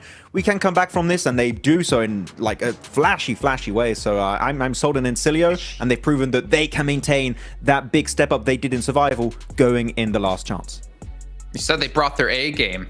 Well, for me, it seems like the Infinix GT20 Pro has taken them to S plus game, because we can see they've been able to perform so well and almost get into the grand finals at the moment. The 120 FPS and 144 hertz AMOLED screen. You guys can pick one up and play it like the Pro. Who do you got on there, Max? Who's on the wallpaper now? I don't know if you want me to use this one, Jason, but it's an old picture you can't even see what it is. Of Jason. Oh, there we go. It's an old picture of Jason. I had to go back on the dark web to find this one. Yeah, send me a message on Instagram if you want it. I'll send it to you, and you can use it as your own wallpaper, guys. Yes. Let's go. I mean, I know exactly what that's from, actually. I don't 2012. know. In 2012, in a studio, me walking into it for the first time at the company that hired me to move to Germany. That's what that picture is. I missed that. I just googled Jason Kaplan cringe picture, and that was the first one that came up. So I don't. Well, I tried Googling Maxman with hair, and I just didn't get any hits. So as we do move into now our final Erangel of the day, I feel so bad for saying that. Oh my God. Hey, it's fine. Hey, you know what? You hit me back with my own medicine, Jason. I can't argue about that. That was too mean. I'm sorry. That was too harsh. That was too harsh. But we have had a pretty exciting day so far. No repeat wins just yet. Again, I mean, we're seeing how close the leaderboards are, that just one win will get you into top 6 or get you extremely close to top 6. I mean, we saw DXavier bounce back from 16th place to, I believe, around 9th. So it's really anyone's game at the moment, and I feel like we're seeing really every strat, everything pulled out of that playbook that we've talked about before. Yeah, I have to say one thing that seems way better the further we get in this PMGC, Hodrix, and I'd love to know if you think the same. Third parties are way cleaner, except for that BTR third party. That one was just a massive fail. But like, teams will not give up an opportunity to claim a strong position and elims in the same time if they see a fight happening in the distance. Like, they'll send it and they'll go absolutely ballistic in those fights. Yeah, they got to know that, you know what, we got to hedge our bets, right? So if we can get an easy third party and get some nice eliminations, and we saw Loops do that immediately in Sandhawk, right? And it worked out for them. So, I mean, third parties are going to be the name of the game for sure. So if you get that opportunity, you got to take it, and teams definitely are. Wasn't Westeron the damage leader at the end of survival stage as well? He was. Yeah. Okay. It was him, and there was also one of his teammates who was in the 4th position. Who was it? Was it Redlick or Fashe? It's one of those two that were up there too. One thing I want to mention though is, Jason, I remember you asked me a question. You were like, "Hey, dude, like, what do you think is going to be like the biggest surprise team?" And I mentioned a squad like the Vicious. Do you think it was going to be in Sulio though? I didn't have high expectations for them. I think after watching them during CSA, I think Max would kind of agree with me on that. I did see some glimpses of what they could do, but just the fact that they were so inexperienced on an international level like this, I didn't have high expectations. I think for me, they're definitely one of the biggest turnarounds and the biggest surprises. But for Vicious, like they didn't. I mean, they technically didn't even like qualify, right? It's because Tusman and Brazil couldn't play that they came in and they were able to show up and still do extremely well in Group Yellow. You know, hover on that 4th place position for quite a long time. Yes, eventually they did fall down the leaderboards. I would say Vish is still the biggest surprise, but Incilio performing like this is definitely like right behind that. I don't know about you, Max. It's very close. I'd have to agree on that with that kind of sentiment. It is definitely interesting because it's a team that also maybe had a little bit less time to prepare because they were like, wait, we're going to PMGC, what's happening there? And they've really significantly improved. And I think that the standout player for me is definitely Dimenor. Like, this guy has such a good clutch factor here, so it's incredible. Though before we head in the game, on the top 4 gunslingers, Icy is currently in 2nd place above your Tops, your Actions, your East, which we don't see that happen very often because, as we know, he's not like the fragger of the team. He typically isn't. He's like more of a support off-angle player, but that's kind of interesting to see him top the charts for his team. I just saw Silas, dude. Did you see his face? He was just like staring off into the distance, dude. Things are starting to get really in, man. Yeah, he's got to lock in here because, I mean, now's the time. Now's the time. Last Erangel of the day. Got to get it done. Well, 10 seconds left to go before we do hop into this. That means we're almost at the halfway point of the entire last chance. It's only 6 teams that can move through. We're going to find out who will be able to jump into the top 6 here after this game as we head into it with John out and Blink. We've had our midday break and we will keep it rolling here from Milta Peninsula over towards the quarry through the middle of the map. So a nice easy plane path to go in for match number 4. We'll see how our teams navigate this one. The top spot under hot contest right now. It's been on a tiebreaker for the last 2 matches, Blank, and just about Incilio getting into that top spot. I think this is the first time we've ever seen it go to the 4th tiebreaker statistic, right? You go chicken dinners, then placements, then points in last match, but all of those were the same for those 2 teams, and now it goes to the placement points in their last match, with Incilio getting 2, Voindoki getting none, despite having a much bigger impact on that circle.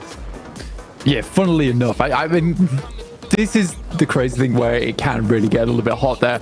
Obviously, we're not too concerned about a 1st and 2nd place tiebreaker, although it is very cool to see, as I don't think we've seen it in a long while. But we are concerned about that 6th place bubble. This is the last angle of the day, as the boys were saying, talking about RCB and how Silas looking off into the void, staring at his own fate. And I mean, at the moment for RCB, typically they do very well on our angles. You're through half of your angles already. Right, this is your last one before we hit that 50% mark. This is where they do usually significantly well. So far, it's not looked great. They drop in Rozok though, a northeast shift on the circle does bode well for them.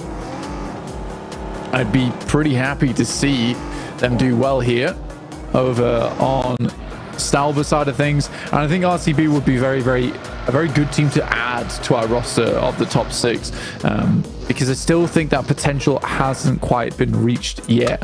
At the moment though, 1st place goes to Incilio and Voindonkey, as you were talking about earlier. Falcons sliding into 3rd place after a lovely chicken dinner they're able to pick up. And Team Liquid, D+, and 4MV hanging on. 4MV probably the most interesting one out of all of that, though it is a tenuous 6th place, with practically everyone underneath them being 2 points behind them.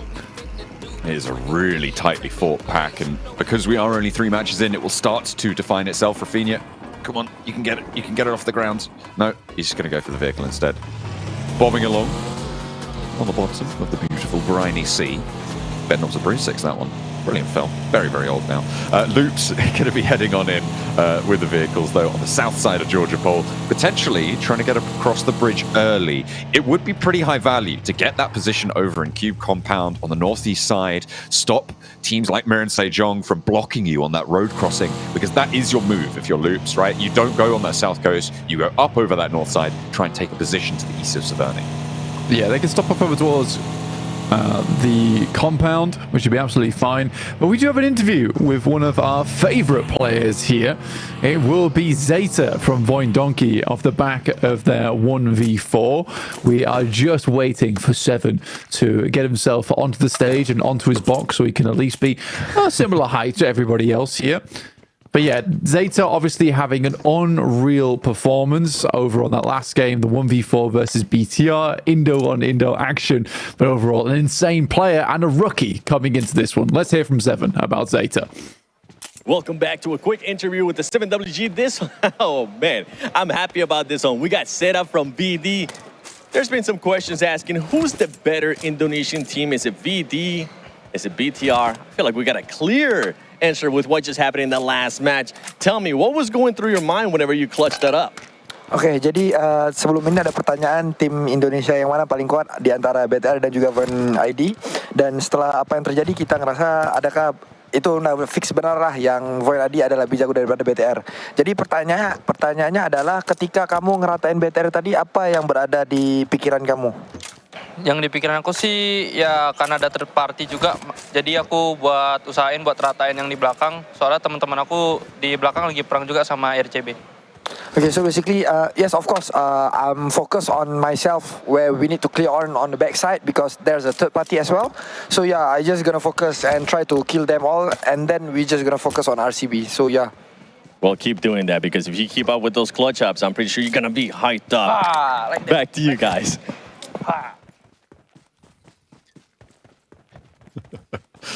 Excellent. You've heard of the Falcon Punch, but now we're seeing the Zeta Donkey kick to be taking players out of the lobby left and right.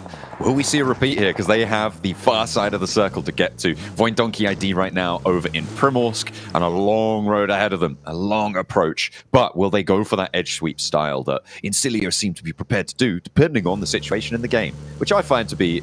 I'm gonna give him a little bit of flack here. It's such a non-answer when a team says that. It's like, oh, we just do what's best for the game. It's like, okay, but which do you prefer? Like, you've got to like one more than the other, surely. It's hard. It is hard. I think when you play PUBG Mobile, I think, to be honest with you, as much as this is also a non-answer, you have to play like that. Like, it depends on the circle, massively. That is true. I guess you do have a preference, right? Would you rather play central or would you play edge? I think most teams would say central. You know, if you could be in the center of the circle, easy peasy. Some crazy teams might enjoy playing the edge and really playing it right on that border of insanity of, damn, we're going to sweep people, but we may go down in the process and completely scupper our chances at getting into the top 6. But we let those teams do what they want. Yeah, I think most teams would like to play central, but right now, for instance, this circle here, if you're in Incilio, you're likely going to be playing edge here. RCB have the angles onto 77. A little bit of EMEA infighting here. 77 swing in for the pickup. Uber's arrived and takes him on down the hill. 5-star rating. Thank you very much. Get me out of here. Yeah, right now, actually first time in quite a while, that we haven't had an EMEA-dominated top side of the lobby. At the moment, it is Indonesia with Voin Donkey, Mongolia, the Falcons, but no EMEA up towards that top side. 77 in Major Pride, though, not far behind. And I do think that they could move up. IWNRX were shortly cut out from that top 6, though. 17 points, though, to the 18 from 4MV. Very doable. But for IWNRX, their position right now, it's not secure. I do think they can get another big game going, and they have to make it happen, because for IWNRX, there has been a fair few times, John, where we've been waiting for them to do something big, and it just never came around. Always just waiting out that window, watching. Never delivered. Not yet, anyway. North side circle condensing in 7.5 minutes through. Haven't seen first blood drawn. 4MV on the bridge crossing. Always got to be a worry for them, but Nobody in their way for now. Voindonkey also late on that rotate from Primorsk on that southwest side. I mean, generally on a circle like this, you know you're going to have to rotate in late, so why not go real late? You're in stage 1, the zone is definitely manageable. Just grab a bit of healing on board, keep yourself topped up with those bandages, get yourself into the circle when those openings present themselves.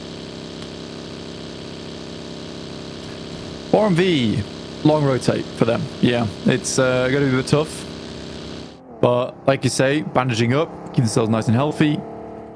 Heading on in up towards that northeast side. It's a curious one because a lot of teams are going to want to play on the north side of Stalbus. You are cutting around about, let's say, 25% of the circle out, but now all of a sudden we're going to head up there anyway, as RTV do find themselves a decent position. I'd be curious to see which teams are able to take up that compound that sits very much on the north side, on the coastal line. I think we have seen Mirren Sejong pick that position before, and I imagine they'll go for it again. Mirren Sejong currently in 14th place with 8 points. This right now might be a good game for them to extract some points from this match and get themselves more over towards that middle side of the pack, because they're one of the few teams that is lagging behind alongside with Loops and BTR.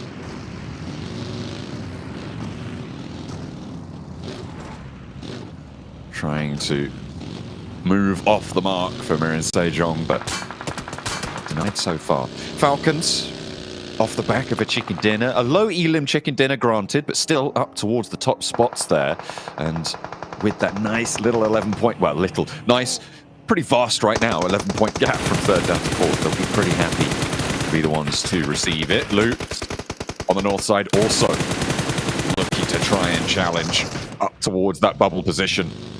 Every team definitely still within striking distance, but they're running their supply of games dry now. Bad games from this point out become terminal at the bottom of the tables.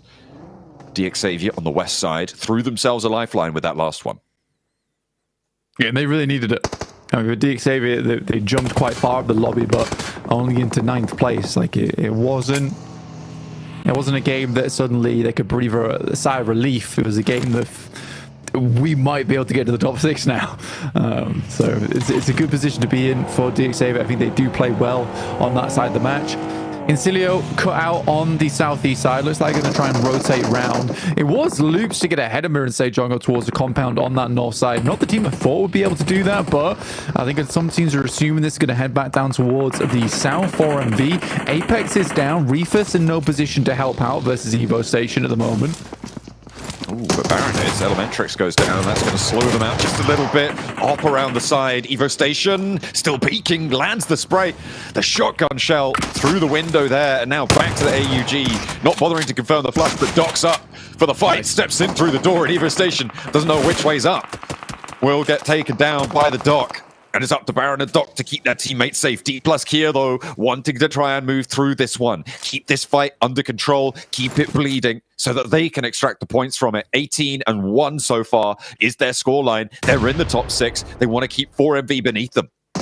4MV is getting a little bit dicey right now. They do get one of the reses through. Apex is bleeding out slowly but surely, and I don't know how likely it's going to be that they're able to pick him back up again. They're dropping smokes to maybe get across to him here, but again, we say this a lot. Can play on as 3 and attempting to get that player back up again, maybe not the best of ideas for you. Eastern shift on the circle. This means D plus has to get a move on. They know they get the initial flush out here, so for them it's much more of a priority to move over towards that north side, but they're happy to just leave Nolbu behind alongside with one other player to hold out 4MV. A smart choice, and they can anchor back over towards Fabian and Chips. D plus Kia. We saw a couple of splits from them in that last game. It worked out quite well. They got a lot of points for it. So, looking to repeat that. A nice little separation on the southwest side to keep their options open. Not getting too bold. They could have very easily gone for a crash on this situation, Blank. And they could have very easily gone in and made that decision, but they didn't. They held back. They're playing those safe averages right now. This Team Liquid losing players. It's Voindonkey ID. Putting their first point on the game and securing that top spot away from Incilio. 2 points behind now. Yeah, great news for Voindonkey ID. And again, this is a really long rotate a lot of times for Voindonkey ID. The fact they're in this position over towards the western side of Stalber is great.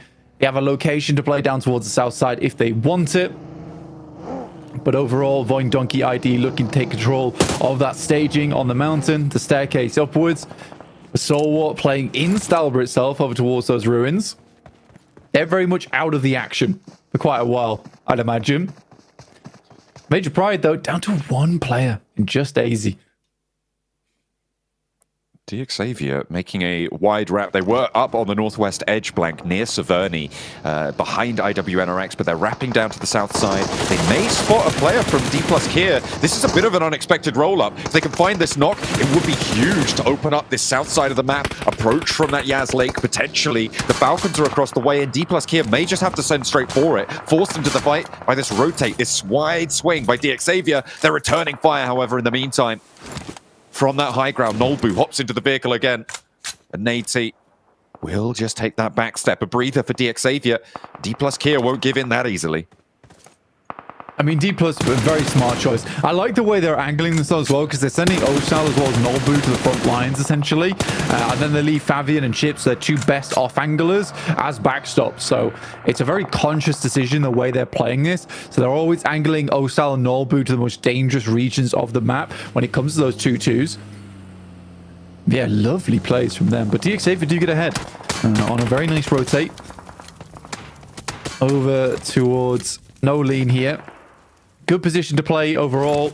It has great sight lines outwards, and it's hard to assault because by the time you head over towards the ridge sides that look in towards these buildings, you're out in the open. I think that's the most significant thing about this compound that Xavier holds, and it's the one that I thought Voin Donkey would take control of, but they're much happier sitting up over towards the rocks on that north side.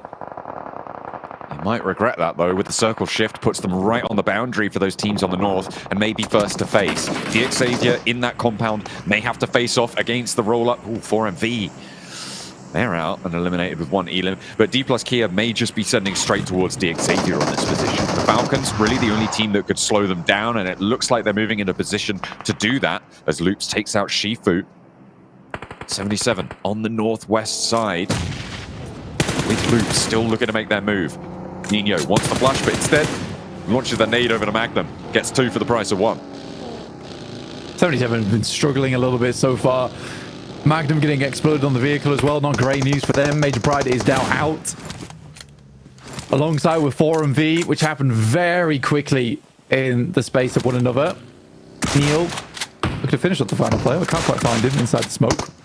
Zadira finds Vitin on the back line, but a rundown does go through. And that will be 77 out in 14th place, 16 points. Not really gathering too much storm here for the team.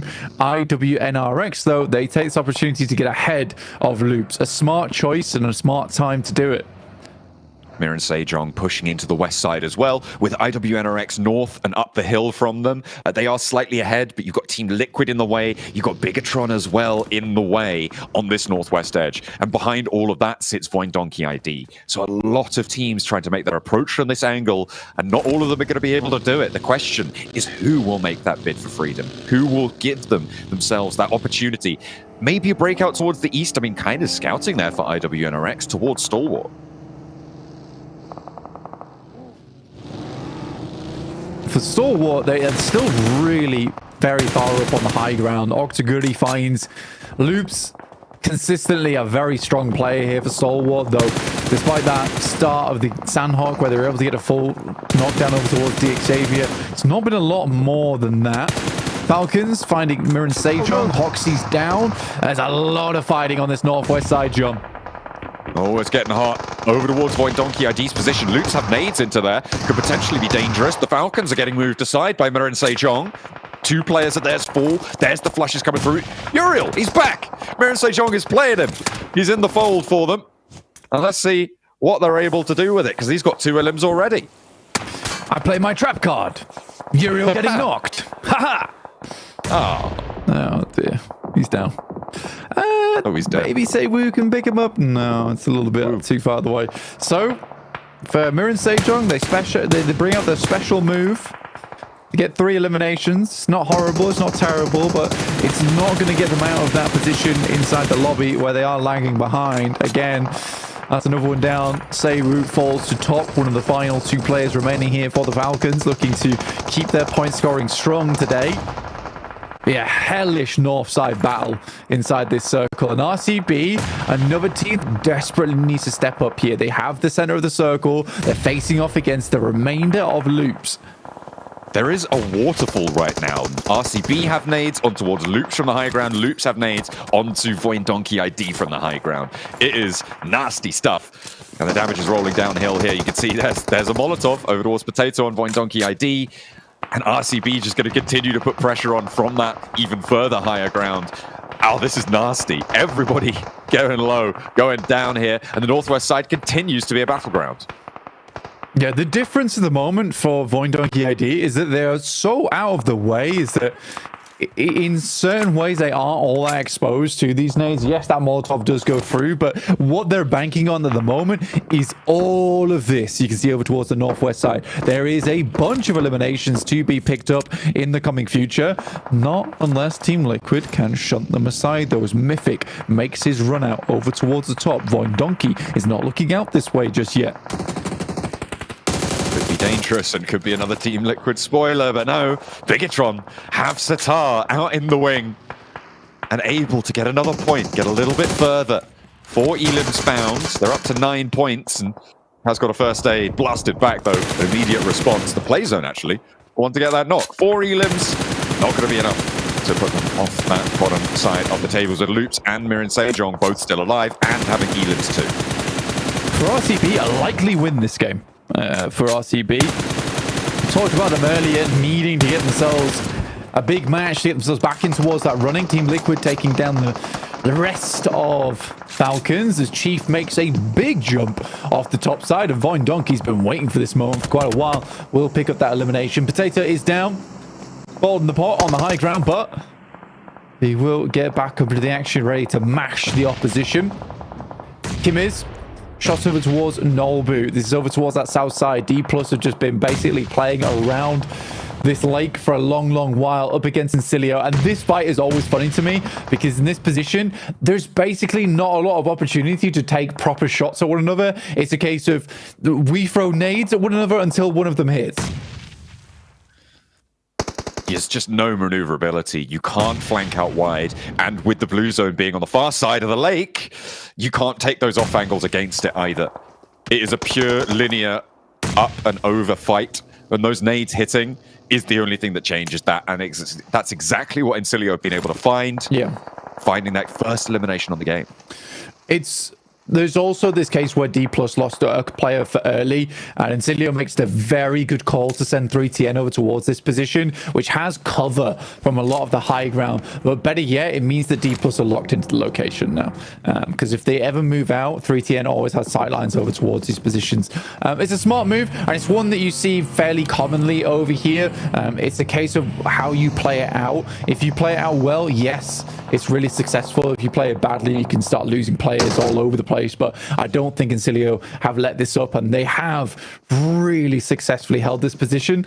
Loops now versus Voin Donkey ID. Is one player alive in Rafinha, looking to take shots, but there immediately should be some clapback. Gets back behind the tree. Really well done. That will keep at least one of the players from Voin Donkey ID still up in action. We should be able to quickly clean out this last player from Rafinha. That should have been a flush for Rafinha. That's so unfortunate not to be able to find that for Loops, especially in the position they're in, desperately needing points. Voin Donkey ID, this is still a risky res, but a hard north shift on the circle blank gives them a little bit of time to play with. RCB now have Stalwart to worry about on that north side, and behind that, Voin Donkey ID will put pressure on. DX Xavier, in the meantime, they're starting to move out. They put 2 players forwards into the foothills underneath RCB. For Silas and the gang, it is very much an important game here. They had such a significant position inside the circle. Now they need to capitalize off the back of it. They've already got 5 eliminations, so well done to them. They have not been quiet inside this circle, holding on to this position. Stalwart, though, they were further up Stalwart than they were and have been able to slide in on behind them on that north side. RCB taking shots once again, but it's Voin Donkey actually sending them away here. Vexy with some wonderful shots on the Scar. It's got the SKS this time. A different DMR, but will still be able to take those tap shots over. This guy on the backhand as well. And they are just about crunched into this circle. Stalwart don't have free reign to roll them down right now because of the RCB position. DXavier moving up, covering themselves off with these cliff hills. These little nodules that protrude ever so slightly, giving you so little cover, but can be all the difference that you need. Incilio also moving to this west side. The Vicious are just alone right now. No one's challenged them. And they're happy to sit over towards that side of the map. I mean, they need more points, currently in 17. Incilio moving up towards RCB without really any contest whatsoever. Fash really just takes a little bit of damage and then will move away off the back of it. And Stalwart look to backstab over towards RCB. I think they're going to have to consolidate over towards the buildings. Good shots from Potato over towards DXavier, though, with the hand-in-hand action from Incilio. Big wraparound. Void Donkey ID, they know they're not going to be able to get over the top, so they go around the sides here. Levi's is down in the meantime, 2 players alive, and Void Donkey ID putting pressure on them with all 4 of them. The nades raining downhill. The smoke train keeps Lamborghini safe for a little bit. Razor does take a little lick of damage in response, but the nades keep on going. Stalwart suppressing this fight a little bit, but Vexy staying on that long-range back angle here. Split from the rest of the team. Lamborghini cut down, a nade over the top. The low ground, the only sanctuary for DXavier, but that will run dry soon. Point stolen by Incilio. I don't think Void Donkey ID really care that much, though. All they're looking for here right now is placement points. They already got 6 eliminations. Into a top 6 is fantastic. Any team they can injure and wound just means a higher placing in this game. We said they needed around a 5-point average. They got 5 points that last match. They profited a little bit here with 6 points. And with the placement starting to rack up now, Void Donkey ID is in a wonderful spot. They can go further. DXavier eliminated, the last player out. An unfortunate turn of events for them. It felt like maybe they had a chance here, but being downhill on the angle they held, really, really rough. Incilio's approach outside towards RCB, I mean, that really slow roll-up from Fash in the hovercraft seems to confuse them, because RCB now only have 1 player left to stand. Stalwart are crunching in on this north side, and I think RCB are about to go down. Indeed, they fall. 5 elims in a 5th place for the position they're in is pretty dire, Blank. Yeah, it's rough. I mean, for RCB, what they needed was a flex out either towards the west, the north, or the south. I don't think they could sit there for much longer. Gives you a lot of space and a lot of defense to work with, but eventually you're going to get rocked up on by the north squads as well as the south squads. You can both like play off the back of one another because neither have angles on each other, but do have angles over towards this location. Void Donkey will take the scary move and move over towards his position. Nade goes out. Unfortunately, doesn't tag over towards the player from Incilio who just got rezzed on Westrom. No helmet for Zeta as well. You guys have been through it. Potato on the low ground, managed to get a refresh onto the level 3 helmet there. This is the Vicious. I mean, they've been alone for so long. You'd hope that they've established control over this one, but they're a little bit cut out on the edge. Not really too much ground to use to approach because of Stalwart's high ground angle. You can see the open hill that sits there. If the Vicious push up, they need that north side, that north pairing to move at the same time to put pressure on Stalwart and allow them through. Hee top 3 for me. That's what's going through Vicious's mind right now. I mean, it's been a very, very casual game, laid-back game for Vicious. 0 eliminations, but yeah, most likely a top 3 coming their way. We'll see what happens, though, because they do have to push through Incilio, who have a nice lineup. Honestly, probably the best position in the lobby at the moment to control. Void Donkey ID, though, now starting to expend nades. You see them all having them in hand. We send them across the top side. One player did go down, and Void Donkey ID actually taking control of this game, John. Getting in the driver's seat, 7 elims. And Stalwart, they do have that high ground angle that pushes Incilio back. They can't really move forwards off of it, though. With the circle shifting out this way, the Vicious are going to put pressure onto Incilio on those side angles. 2 players down for them. Westron, sorry, not down, but will be low either way. Stalwart looking for their opening, but there just really isn't anything to do here. The Vicious are keeping them penned onto this high ground, and vice versa as well. A backline is finally found as the nade over to Westron does get the knock. Fash, nade up high, good on the cook, but Reyes steps back into it, doesn't fall, and Fash goes low, over towards Void Donkey ID. He's in danger now from Stalwart, but the Vicious are the ones to rise to the challenge. 3TN looking to get further into this game, it seems. Point Donkey very low. Zeta goes down in the front line. That's the 3TM with a nice off angle. Potato extremely low as well. And it will be Octagori from that top side. Huge shots taking advantage of it. And 3TN once again on a lovely off angle. Will find big value off this game. And Voin Donkey ID would have loved to go down in a third place, but that's looking less and less likely here. Clutchmaster down. It's up to the rest of Voin Donkey, but Potato's out as well. Vexy, the long-range specialist, now in the CQB. Can he hold his nerve? Sanche rolls him down, and Voin Donkey ID go down in third place and ahead of Incilio. That should break the tie at the top, but is someone else going to try and push on through with 9 Elim? Stalwart, they have an opportunity here. A heavily Elim-focused team from the survival stage. They were a standout when it came to those firefights. Those placements not backing it up, but here they might find both. It's very telling of how both these teams have played, of where they're going to drop over towards the top 6, right? I think Stalwart has really pulled a lot of value out of this game. They took their time, they were patient with it. Now it is a test of them up against the Vicious, who have not taken a lot of fights, but equally don't have a lot of util to work with. Everyone full stimming. Octagui has to have a big impact here on that sideline. I'm not sure how I feel about this sideline push coming through from Stalwart, because it denies the sideline from Octaguri. Fearless goes down, and Octaguri cannot help, so Sancho and Fearless not really playing into their teammate here.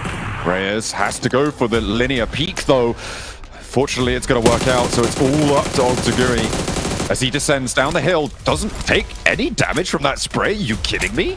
All right. Reyes allowed another opportunity, though, with the black to the blue. It is Octaguri to keep on going. Spotted under the vehicle, though. Threads the needle on the fight, and the Vicious take the chicken dinner.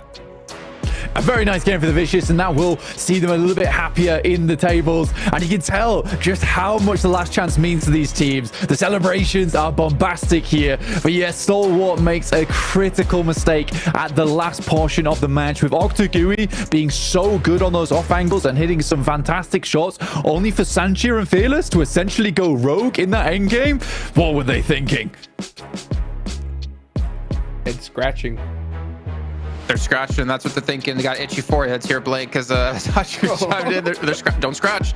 I'm going to scratch. The Vicious able to close out the game, though, playing from the eastern hand side. I mean, Max, we saw them pretty much avoid most of these fights here, making sure to get into the late game. And hey, you can't really knock it when it works. Yeah, it worked out just as they wanted here. They were like, okay, we'll just send it on, what was it, phase 2, I think, Jason, in the warehouse south of Stolba. Waited out, then they avoided the plethora of fights that were happening. Hotchuk's northern side, you had 6-7 teams. You had teams fighting on the southern side like D plus Kia and Cilio. The west also had some fights happening around that compound with D Xavier. Central teams like RCB and Stalwart, and Vicious were just chilling on the east and just waiting for the circle to move in, and they were like, we get easy chicken dinner with what, like 5 eliminations to wrap it up. It's a way to do it, and that is a good amount of points when you only have 12 matches to play here in Last Chance. Hey, the Latinos clutching it up right here. We love to see that. I'll tell you one thing, though. You know, one thing that they need to kind of calm down is after a chicken dinner like this, those daps were just a little too hard. You know what I'm saying? Last thing you need is an injury at this stage. Gotta dap it up, right? yeah. You know what? Just give each other that good old support. And man, I mean, great game for them at the end of the day, because this is that sneaky team that I've been calling about, right? Because they just put themselves in a good, solid position. I mean, heck, this amount of points is great for their total score. At the end of the day, they're just hunting down that top 6. And I said that this is a team that I think that if they're gonna be able to make it to the grand finals, they're gonna sneak in that 5th, 6th position. So at least in my opinion, they did exactly what they needed. They're sneaky in the game, and they're sneaky in the leaderboards, Hodges. And I mean, yeah, again, we only have 12 matches, right? These type of games could just allow them to sneak their way into the top 6 and head into the grand finals to London. That would be great. But as we go over some of these replays, I kind of highlighted it real quick, but the northern side was hell on earth, or Wrangle, you could say. Like, it was... There were so many teams, so many angles. You thought you were taking, like, boom, no, that bush is actually alive, and it's got like 3 players inside of it, and you're pretty much donezo. And despite all of that happening, the big highlight of this game is that Voin Donkey ID was still able to weather the storm. They were in not an amazing spot. They were downhill, Harry Potter Tower, and they could have gone involved to third party, all those teams, but no, they're like, no, we're going to let them do the dirty work. and pick up the pieces at the end. And literally, for them to get to the point they did, that was the best decision they could have ever made this Erangel game. I mean, just to backtrack even a little bit, just the fact that how they got there was so insane, because right when we saw the drop and the first circle, I was like, because I believe Kameshki was their secondary drop location, right? Yes. But instead, they ended up going and choosing Primorse. And after that circle, they had to make the long rotation all the way up north, and they were the furthest team away. They took the longest to get there, but then all of a sudden they just rotated pretty much to almost the center of the circle and just made it work from there. So you guys are talking about like Void. I wanted to talk about Incilio. I mean, they dropped over towards Milta. They went through Yasnaya, and they were like the slowest team to rotate coming from the south. But the way that they play around 3TN, it's almost like reminiscent of like Team Spirit in my eyes. Like that kind of craziness where they put like Nomi in these weird positions. Like they were fighting D+ like on that little cliff side, and 3TN was completely away from his team on a high ground to give them cover, to actually force them to play like super on the ridge so they couldn't actually come up and look for angles. I just kind of love the way they're playing around 3TN, because it's not the first time we've seen this. It's not the last time we've seen it. As we take a look here at a match rankings, I mean, 16 points for Vicious is going to be huge. Major Pride, though, I did talk about them a little bit more watching the game. They are starting to slip away. They were one of the surprise teams for me, taking a look at them from CSA till now. But unfortunately, they might have just faltered right at the finish line. They are faltering big time right now. It's after the league stage performance, I think that now teams have improved. So we highlighted how many teams improved, right, going into now the survival / last chance. And Major Pride, I think they reached their peak in the league stage, and now they're just faltering because so many teams have stepped up. Again, the third parties are happening pretty much left, right, and center, and they are just struggling to deal with such an aggressive lobby. And I think that this might be actually, unfortunately, the finish line for Major Pride, because we have not seen them do anything here except getting third partied, it seems. I'm pretty sure Hot Jukes, during the league stage, you saw them starting to pop off, and you're like, don't peek. And they're like, we're going to peek. And then from there on, they couldn't kind of manage it. Yeah, and wasn't Major Pride the team, Jason, that we talked about? Like, hey, you know what? Stop that. Like save some of those chicken dinners for the last chance. Yeah, man. And you don't want to peak too early in a tournament, especially if you're not going to qualify, through the group stage, and you have to play through the survival and then last chance. And we're in last chance, and we're here currently looking at our top 6, and see, look, going to be sitting in first place with Void and Donkey behind them in second, as we will see the Vicious and Stalwart both breach top 6. Vicious. But again, the point gap isn't that big, so any decent game right now could easily push you in a top 6. It's kind of about who's like the top at the moment and who could potentially jump back in. Yeah, I mean, as of right now, we had some good games from pretty much all these teams in the top 6. Though I do want to bring up the topic here, and I think, Jason, we mentioned it quite a bit this game, and looking at Regnum Cobra. Its central positions typically are a great thing to hold on to, but with a circle like this on the side of Stalwart, it became a curse because you had so many angles looking their way. You had Stalwart uphill, you had the Ridge played by Dig Xavier and Void, and then you had Incilio versus Vicious that were just holding the Ridge. So like they were just locking RCB in that position, and then they just got completely obliterated by the off angle. So unfortunate, good rotate, but the center was a bit of a curse for them, and because of that, they will be pushed out of the top 6. Yeah, and I wonder if that's like a big change up, like from the strategy from Incilio, because these guys are just living life on the edge right now, and it's working out so well from them. We were kind of talking about that, Max, right? Like these guys are just choosing those play styles, they're hunting down the sidelines, and they're winning those fights, and it's been working out for them really well. And I do agree, like, yeah, center position, it's great and all, especially on that kind of like hill mountainside, but there's sometimes when you pick a position that's just too juicy, and every single squad wants it, and you just get picked apart bit by bit. Now that's what happened to Random Karia. Well, we did touch on Major Pride before about peaking too early in the tournament. Mir and Sejong, I think for me, has been kind of unfortunately a letdown. I had such high hopes for them after seeing them in the group stage. Like what a ridiculous performance out of this team from South Korea here, Max. And yet, as you get into last chance, it seems like they've run out of steam. Yeah, and the thing is, I think it's mostly because so many teams are, again, we talked about the fact that we're seeing so many third parties happening, but in this game, Jason, realistically, looking back on already the games of survival stage and now today in last chance, when have we seen like 3-4 central positions open for the taking? Realistically, not really often. Not often. And that was very heavily focused on by Mir and Sejong in their group stage. Like, oh, teams are a little bit slow to rotate here. We go center, we have these 4-man splits, then 2-2 splits, and we regroup in the better compound. They would do it as much as they possibly could.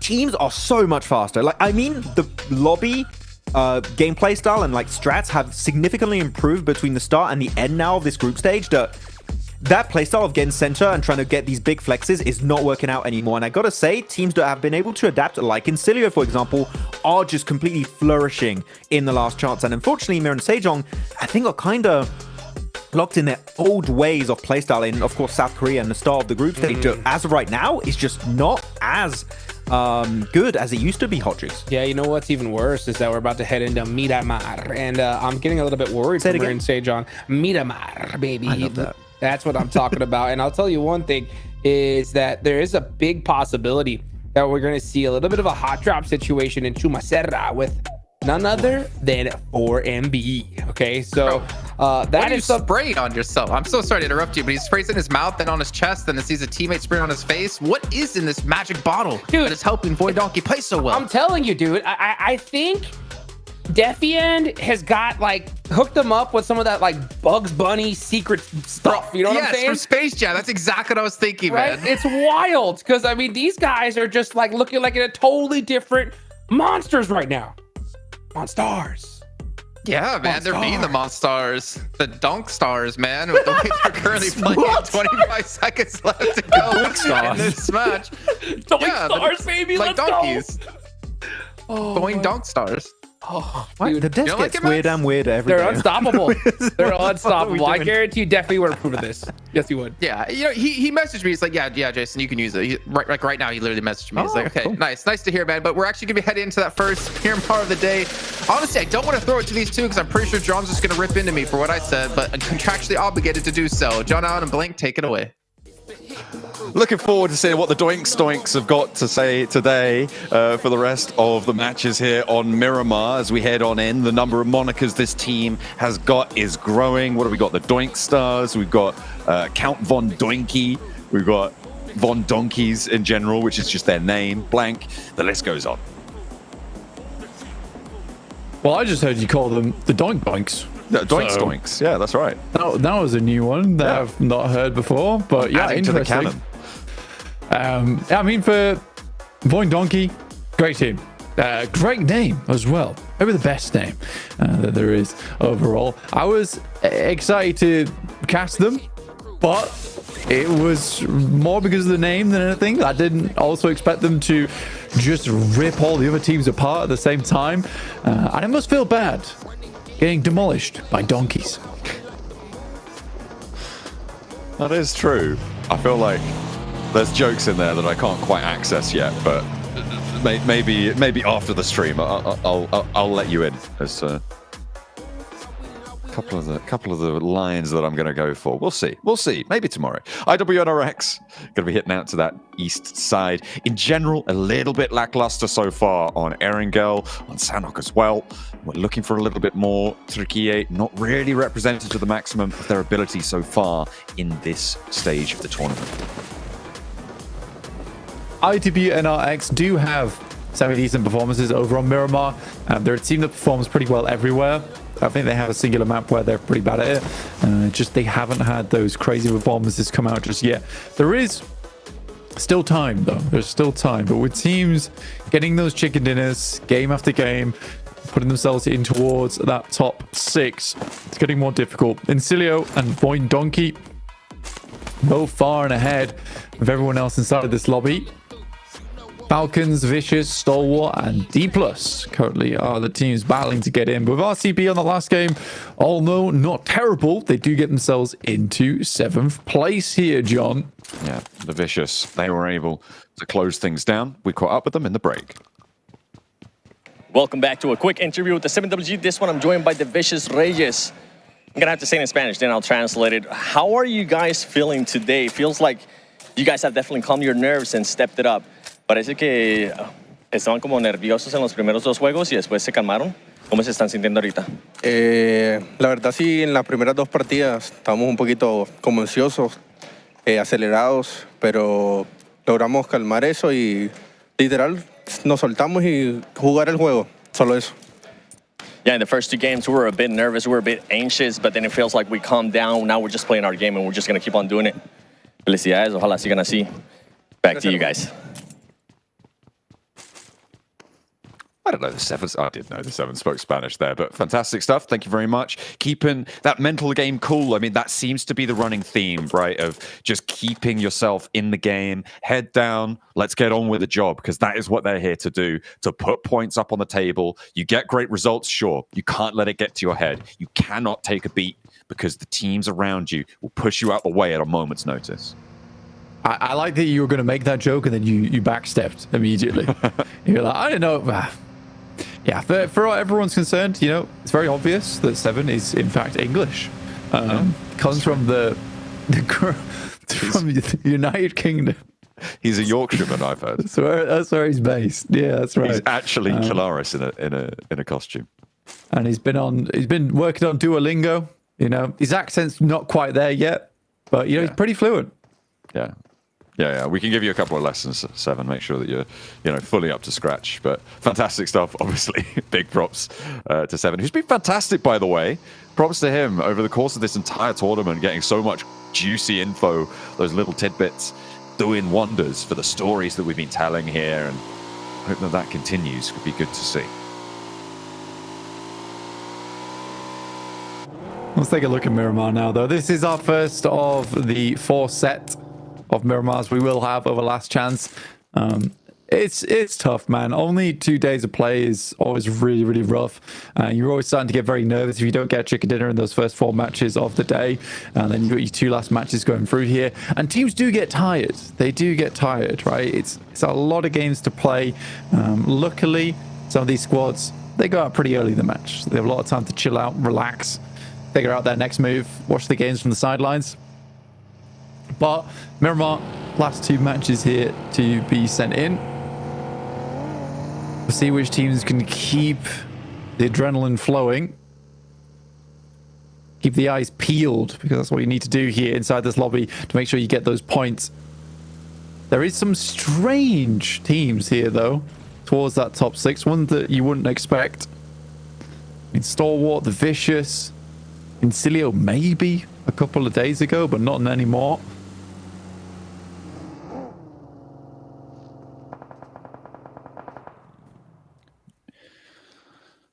Xavier, south side now. 77 close by. Bit of danger, a wide spread for Xavier, and there's an opening being found. Oh no, things continue to go downhill. They're still within arm's reach of that bubble spot, but if they're losing players like this early, on a circle where they shouldn't, a position where they didn't need to, it's only going to get worse. And 77 smell blood in the water. An immediate response coming on through, and Lamborghini, the first to fall. And Parachin as well, 1 player alive. They're being bled dry by 77, who pushed them out of the tables. If Xavier, imagine if they hadn't got that good game versus Falcons on our angle. It would be game over at this point for this team. Absolutely. And if we're looking at that points barrier being around about 80 in 6th place, for Xavier, tomorrow's going to be hard. It's going to be really hard. We have seen teams put up ridiculous performances in a singular day, but for D+, even they put up 75 points in 1 day, and that was it. All the juice was out of the tank. They were tired. They were drained. You've got to be able to keep yourselves up in those spirits. I mean, that's what we were hearing from the Vicious just there, from the other teams that we've listened to as well. That is what they've got to their names, and it's got to be so much harder to achieve that mental state when you're up against it at the bottom of the tables. The double roll-up for IWNRX, they're not going to hesitate. The nade over the top, Elementrix close by, it does get the healing done, and Frozen caught unaware, doesn't go down to it, and that crucial steps around, steps up, and IWNRX take Elementrix out of the mix as well. A swift rotate as well from 77 to get to the west side of this fight. They're trying to get ahead. IWNRX, such an important game for them going forward. Major Pride losing a player or 2. Major Pride and Xavier looks like they're on the path to mutually assured destruction inside of this lobby. Both teams taking pieces out of each other that they're not going to be getting back. It's getting to the point now where Major Pride as well as Xavier might need to meet up in secret and form a truce.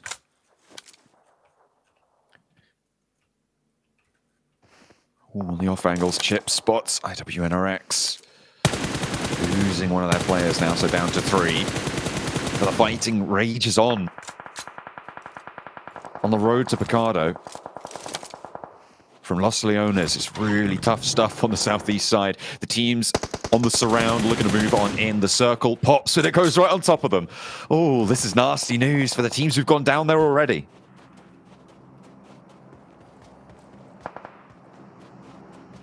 Taking a look at the circle here. I mean, it has been sort of frustrating for these squads where they would have had a good game if not for the multiple knocks that came through early on in this one. Falcons, though, make a decent rotate down towards the south side, alongside with Stalwart currently in 4th place. That clutch potential you were talking about last game, certainly there for them.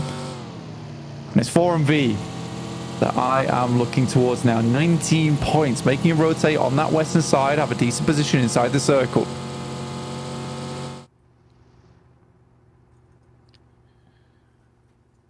The last player of Levi's for DX Xavier.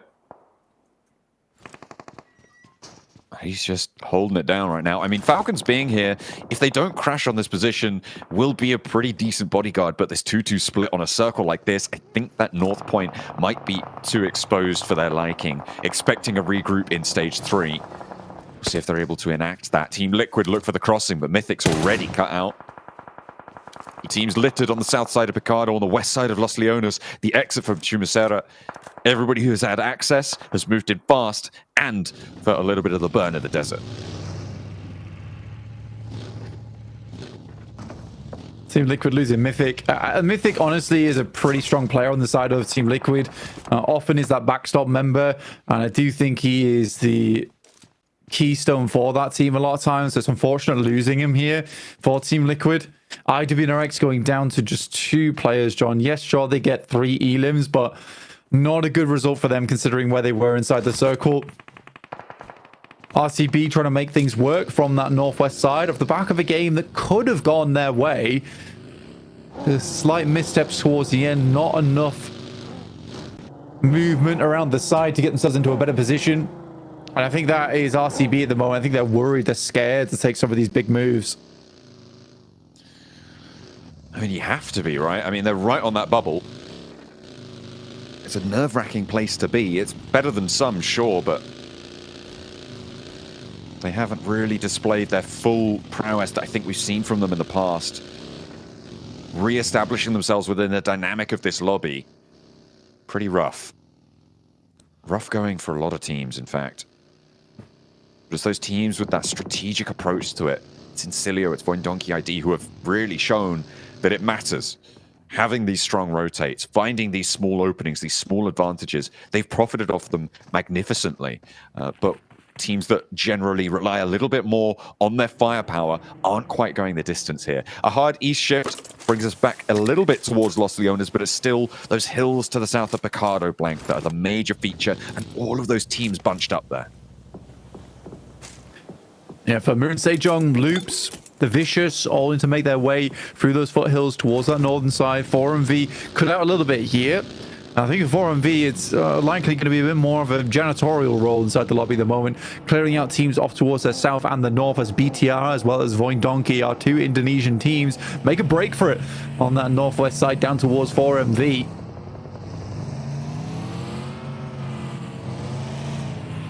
Voindonki with 4MV right around the corner. Ooh, nollie there for Zeta. Sticks the landing. Perfect form. Not quite ideal. Bobbles over the ridge lines. Falcon spraying down towards BTR on the approach, but not really connecting, unfortunately. And up into the compound. They haven't managed to stop it. East has to fall back here, and BTR have the crash. East gets caught on the cross. Hansdale's there on the off angle. And that is going to be a lost player. But another team's going to rock straight back on up as well. It's going to be 4MV. They don't have position, though, to go into this position. They don't have the angle to approach. BTR have usurped that, and they'll have to go further.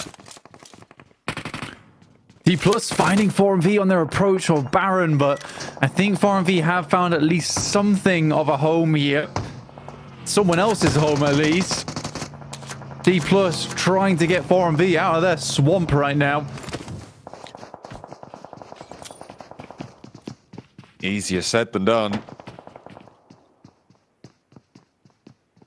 Apex needs for Nolbu, primed and ready. Needs the bounce, puts the pin back in. Heal comes through for D plus Kia. Staying alive as 3 in this position would be great news, but they have to get rid of Apex first. The last player for 4MV. Drops the nade. Nolbu takes a step back. Apex crosses the door. Look at the maneuver this one. D plus Kia. They read into that. They get on the outside there. Apex exposes a little bit to this off angle. Spots chips on the wide wrap. Knows there's players from behind, but yeah, they just push straight on in. Looked a little bit lost there. A little bit clumsy. After what was a decent start to the hold. He sort of lazily turns around and goes like, oh, look at the back door. Bang. Yeah. Has he got the back of his head. Yeah, sad stuff. He might do. I didn't quite see. My vMix is covering it right now. Which means nothing to everyone at home, but it's production software. There you go. The TIL in chat right now, please. 77 up towards that north side. Currently in quite a strong position to play off the back of this one, considering most teams are in a worrisome spot around the edges of the map. D plus do hold out in their swamp. Yeah. And we'll now look to get rid of the rest of the mythical creatures and teams to assault their location. I think Team Liquid already lost Mythic, actually, on the northeast side. They are going to have to approach, though. BTR making their way through. It looks like that, yeah, Lapar got spotted on the back there. There's 77 with 3 players alive, moving from the north. D plus Kia on the south side of this road. Zuxi goes down as well for BTR. Hanzel and Satar on the inside, but teams all around them looking to take shots. This is pretty nasty stuff. You can't really go for this full fight and commit to it. Incilio, a wide 2-2 split on the south side, breaching out. Mirin Sejong still playing Uriel, by the way, and Loops on that southwest side. A little bit bold, but they have angles onto this fight as well from the high ground on the western side of that 2-2 split. That's suppressing the south edge of this. So a D plus Kia. Poor Magnum. Just gets to the fight. Is met with a nade to the face. Gets inside off the back of that. We'll go for a quick heal up. Limbo Boom currently doing the majority of the work so far for 77. IWNRX still going on with 2 right now, by the way. Not a bad result from them. Incilio did regroup versus Loops. I think they already took their pound of flesh from that team. They go down 1 player. Now Incilio looks to close in on towards Loops' side of things. Constrict them like a snake over towards the high ground. Ooh. Got the Car 98 in play.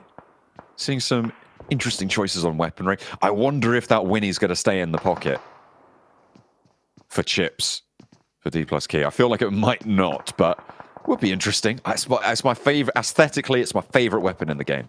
I absolutely love it. That long scope down the side. Ooh, can't get enough of it. I like the dualies, me personally. Okay. That's my favorite. Chasing them down. Laser beam. It's good. Zeta here up against RCB, who get themselves into a precarious scenario. Kimmiz has to duck out of there, but unable to reach the speeds required. Ooh. The M16, the fake DMR play for Vexy. And Zeta up on the high ground. Just plinking away. And RCB losing 2. I mean, it's so difficult to make your approach. There's nowhere really you can go. And the fact that Voindonkey have moved into this position, which was, by the way, the west side of the Incilio 2-2 split that they regrouped out to the east now. Really probably necessary for them, but Voindonkey ID are able to take this position. It's massive high ground over the compounds to the north with Falcons, to the northeast with BTR, with 77, with D plus Kia, all 3 of them basically in the same compound. But they still have great oversight onto it. The unfortunate news is that they're on the edge of the circle. Oh, a nasty nade from Vexy down the hill. Looks to send another in, and that looks like it's on target. Bounces high, and they will need to run over towards him to pick him back up again. Falcons finishes off Silas. Over towards that western edge, we're able to get a first pickup. BTR, D+, and 77 all sharing a location on the map. But for how long is the true question here. Another nade will seal the deal. Stamps the contract. Vexy puts another soul his back pocket. He's racking them up.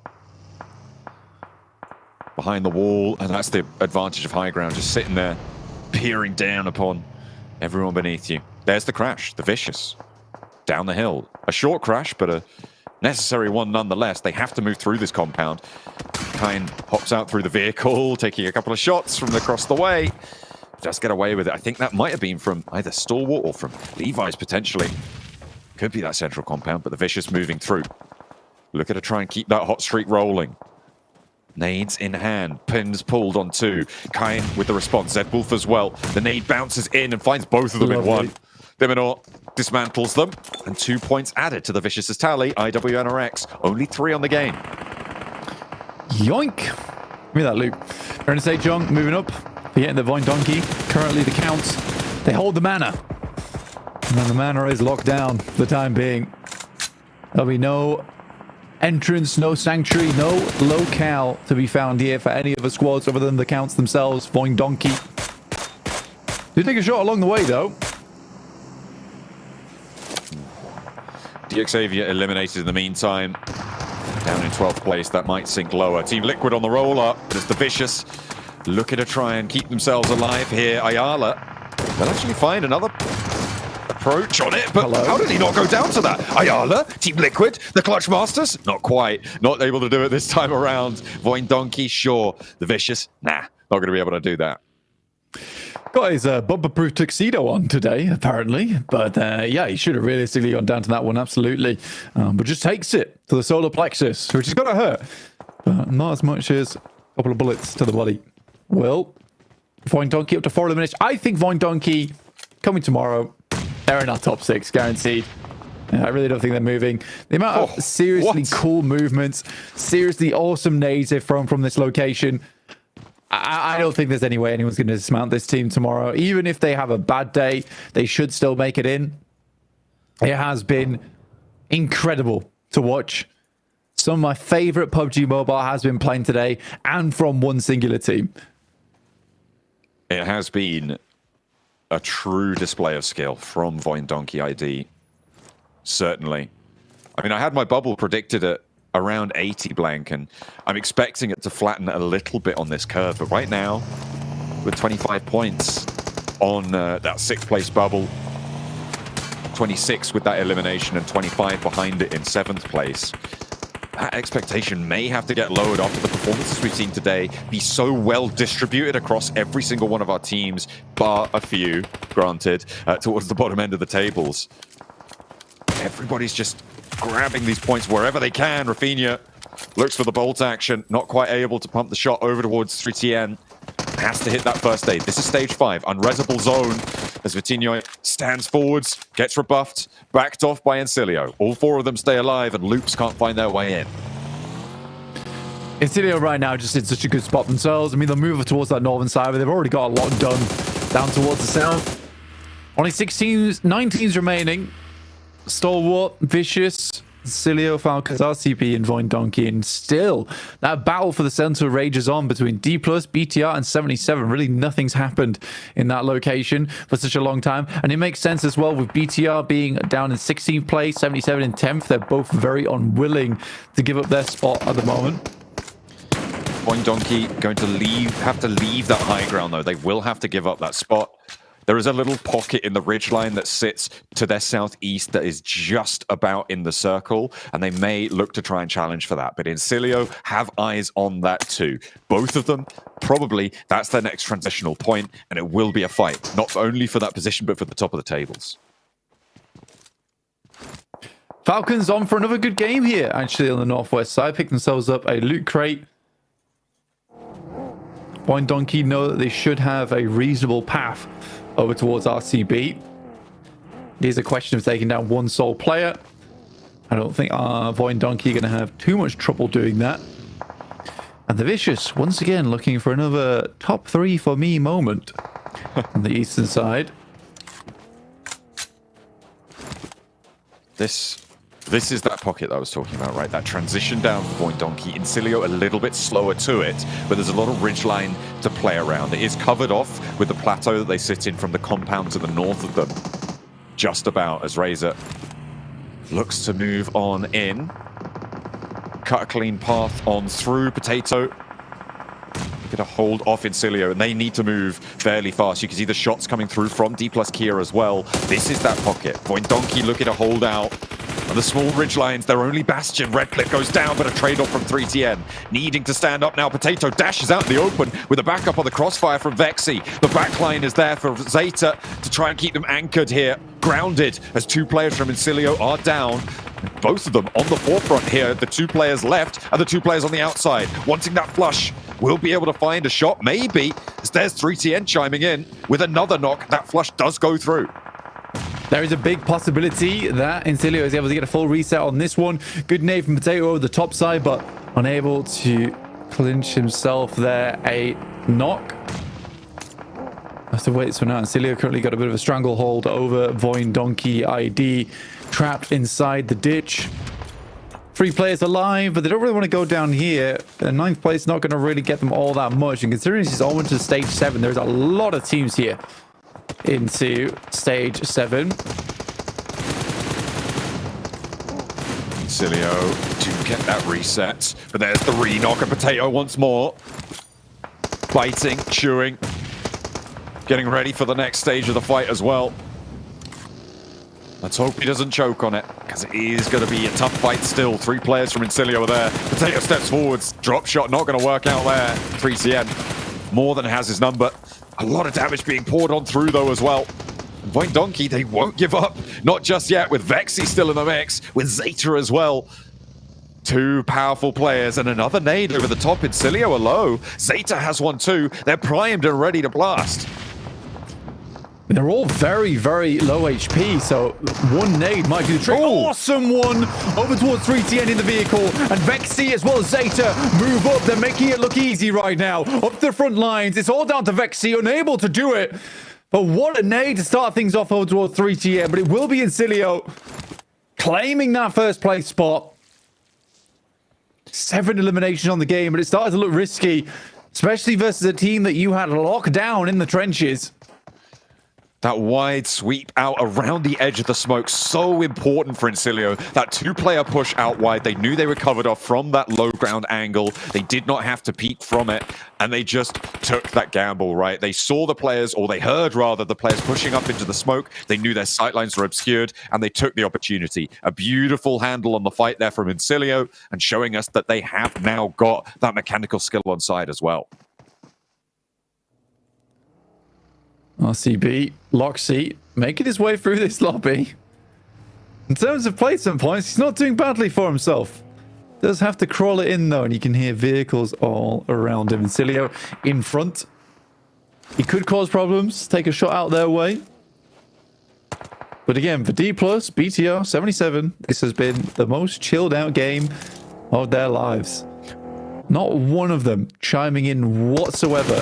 All of them understanding that placement points right now are the king and the aim of the game. Falcons trying to make their move. Zone 7, getting that vehicle's going to hurt. Hopefully the meds can back them up as Loxy creeps his way forwards. Will expose to Falcons soon. The question is when. Those smokes actually keep him safe from Fash, and that off angle, the nades come through. Ooh, the Shifu coming on in. That's from 77, all the way on the other side of the compound on the low ground. Loxy launching nades in. I wonder if the Falcons are going to be... They spotted him. Icy surely has spotted him now. Yeah, that should be Loxy out. Icy able to get rid of him. Thorzen out of the match. 7th place, 3 elims. Not terrible, but on the bubble, they need a little bit more of a push. With D+ Kia still in. D+ maybe look at a flex out here. It's one of the scenarios where you wonder if it's the right call for Icy to eliminate Loxy. Because they could just leave him out there and let him pour all of his nades in over towards Incilio, get another placement ranking upwards, and then take him out. It's an odd call to make, but it might have been the right one, because now Incilio are entrenched over towards this side and might take down Falcons off the back of it. Now we're into a 1v1. That's the sort of trade that makes a professional team. Top there with the backup, but can't go for the res. Has to be a mad crawl back. Stalwart trying to crash on in. They only had one option, and Fearless has taken that choice. D plus Kia don't quite have the angle on it, not just yet. Top does get spotted. That is Falcons falling. Fearless is still alive here. They've been allowed to play a little bit further on. 77 can't handle it because BTR have the other angle. BTR are trying to nade out Fearless from Stalwart. It's like both these teams have been like, okay, we are one team now. Look, a bad man on the other side. Help me take him out. And now Stalwart's also joined the party. Fearless is like, well, can I be part of the group? That'd be nice. We could be a 6-man team going forward. I am amazed at how this is all broken down. It's not to the point of collusion at all. It really isn't. I mean, this is just a case of two teams being like, we're both really struggling in the standings. If we can both have a top placement, fine, let's have it. And it's funny that the first knock that goes through to 77 is not from BTR, it's from D+ on the other side of the road. And it's on to Shifu. Limbo Boom will be able to get that res fairly convincingly. What is this? The smokes. I mean, D+ Kia are looking to just take control of the road, right? The circle closes to the middle. I mean, sure, this may just be a cleanup right now, but there's only these two teams, and they're going to want to stop this road push. They can't really access each other. Shifu gets re-knocked almost immediately by the Nolbu nade. Hello. BTR move out the back. Okay, finally, blood is drawn. But Magnum stopping that push across. The Molotov keeps 77 in. Neither team can now move into each other once more. And D+ Kia gonna have to change it. This is so silly and totally understandable for the guys on 77 and BTR. That could have been a great nade, but Limbo Boom was a bit timed out. One last nade to throw, but as does Satar, and they both throw at one another at the same time. No damage done. And it's just going to be a D+ win. But I imagine that 77 and BTR are both happy with a second and third place. Limbo Boom still in the mix. Playing forward on the porch. And D+ Kia with their smoke train just playing up to the roadside here. Hansil wants the opportunity to break on out, but the Molotov to the window pushes him back. Forces him to take a difficult choice now. Satar with the smoke. Maybe the nade over the top. There it goes. And Limbo Boom does go down first, second, no, first. It's just Zuxi now. So D+ Kia have the close down on this fight. 6 elims for 77, by the way. So a very strong result for them at an important juncture. But D+ Kia, they sit across the road from it for so long. Several zones they have to wait, but finally they get the chicken dinner. Yeah, an odd game to finish it out, and it was always going to come down to that, but the fact that it's Stalwart, BTR, and 77 all chilling out, having their own little party going on the south side is astounding to me, and D+ is like, hello, I guess we'll pick up the points. Thanks, guys, from across the road. I guess that means we're across the road as well here, as Bigatron able to get themselves a second place finish. Also to note, Ansel was back in over Genfos, which Genfos did start on the day, so Bigatron not seeming to be happy with the lineup that they were fielding there, but should be happy with the result. Them and 77 sharing the compound together, get themselves into a top 3 position. And honestly, for Bigatron in particular, a lot of points they desperately needed as they were sitting in 16th place. Ooh. Jason, I have a new favorite team. It's Bigatron 77. Oh! They were just like, you know what? BT77. BT77, it's happening. They were just working together because the compound, you can see it here with the replay. You have this wall that separates the 2 buildings to the left and the 1 building to the right, which is this 2-story building. And they're like, well, if we fight each other, we have to leave our building, and that means we're potentially threatened by an angle of Falcons or maybe Stalwart, Incilio, D+ Kia. So like, let's just stay here and defend against any team that decides to crash us. And this is the perfect definition, Jason, of a symbiotic relationship in a compound. And look at that, it got them to 2nd and 3rd place respectively. So in that sense, it's a big win for both of those teams. Did you say symbiotic relationship? Yes. Like Venom and Eddie Brock? Yes. Who's the Venom and who's the Eddie Brock, though? I don't know. I have to decide for yourself. You know what's crazy about D+ to me, Hot Jukes, though? We were talking all about OSAL when it came to groups, and yet we're seeing other players step up on the team, like Noble in particular in survival stage, Now Last Chance, has been doing fantastic, and such an important aspect of a team to have multiple players who can pop off and carry you through. Yeah, dude, Noble's nades have been really, really impressive. He's been pretty laser focused here. And I mean, a D+ Kia win, I had a big feeling was going to be in the books for sure when it came to Last Chance. And I'm glad it happened right now because we're starting to see some teams run away with this. I mean, I think Blank said it earlier. He was talking about how Point Donkey's pretty much safe here. Incilio's pretty much safe. And I have to agree with them. I mean, they've already performed so well today that all they got to do is just, play decently safe tomorrow, and they should make it into top 6. And that is what it's about at the end of the day here. And some other teams are looking like they have the potential to maintain a top 6. It's going to be Void Donkey playing from the church. And Max, that fight they ended up having up against Incilia towards the south side, you really wanted to dive into, because it was, as in your words, it was the onty fight they could really take. Yeah, wait, are we going to get the sniper shot of Rafina? Oh, we didn't see. Oh, man, we had some cool Car 98 action from Rafina. He is like sick on that Car 98. But yeah, Voin here playing Church is an amazing position. It's actually the best single position in all of this kind of terrain when you had phase 3 pop, and they did it very quickly. Luckily enough for them, they didn't have to fight for it. But the moment it moves away, Hot Jukes, we see this understanding that we know that a lot of teams north of us, like your Falcons, your BTRs, your D+Ks, are looking at us. If we go down that slope, we are instantly going out of this game. Toast. Our only option is to push Incilio south to hope to have a good ridge to then continue our match. But realistically, the angles that Incilio had over the ridge south of them was just too good to push them out of it. Dude, I mean, they're the kings of the south side at this point. I mean, how many games in a row we see Incilio just there on the edge, right in the south, always edging, just cleaning, just making it happen, dude, right when they need to. Jason, that's how you do it. I mean, 12 points for Incilio, 19 for D+, 77 getting 11, Bigatron getting 10, Stalwart even getting themselves 8 on top of this. One team we're not seeing though, which you kind of have to question yet again here for 4MV. I feel like they blindly kind of sent it into D+ after being shot up by, I think it was Bigatron and Falcons on the transition. I'm not sure if it was completely blind, but rotations out of 4MV definitely not netting a positive result here, Max. You don't have too many good compounds in this like mid-game circle, so it was just a very desperate call. But the thing is not just this game, we've seen it happen a lot. And again, top 6? As of right now, 4MV for me, I said it a little bit earlier, right, Jason? They're not playing up to par, in my opinion, based on what we can expect from this team after winning back-to-back PMSL CSA in spring and fall season 2024. And the synergy, I think we're seeing a bit more synergy coming out for this team, playing a bit closer together. But the rotates here, it's not working out at all. And it's really hard to know exactly what's happening internally with the team in terms of comms and maybe the mental game of the team. But for me, this is not like in like the 4MV we expected heading in this tournament. Here we go. Noble going to be the MVP of the match, and for good reason here, Hot Jukes. I mean, we saw him take that road, take that ridge. He got the easy elimination onto the last Stalwart player. But I think, if I'm not mistaken, he did slightly overextend and get knocked himself, but eventually got picked up by his team since the Bigatron 77 fight was never ending. Yeah, dude. And you know what? I am shocked that it took this long to see that kind of symbiotic relationship happen.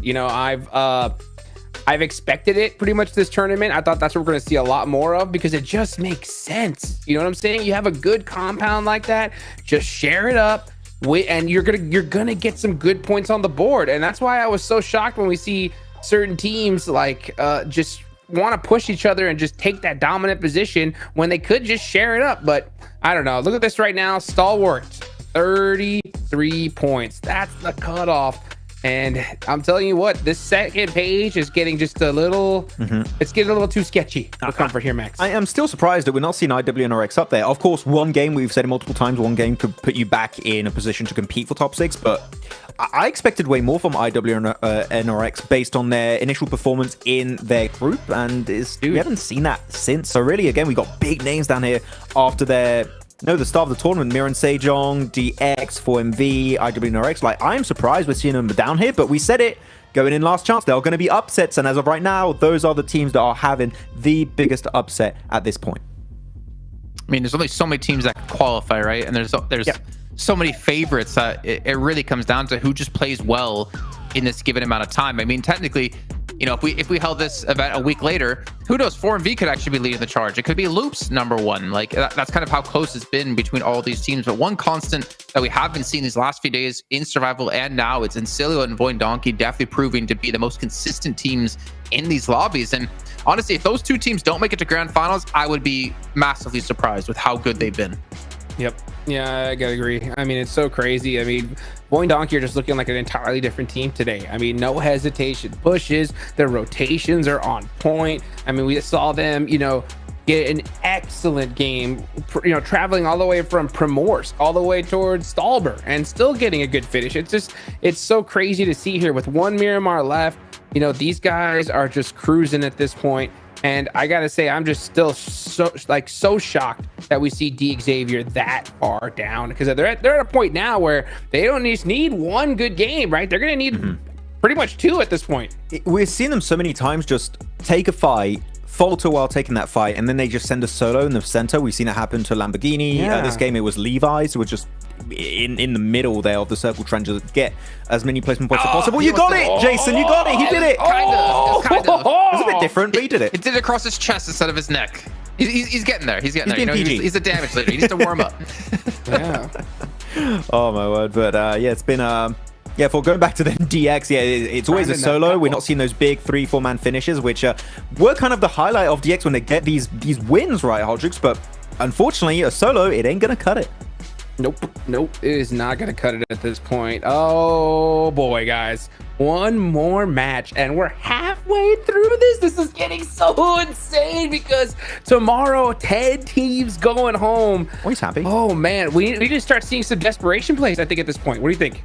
I mean, yeah, but look at that top. He's feeling happy.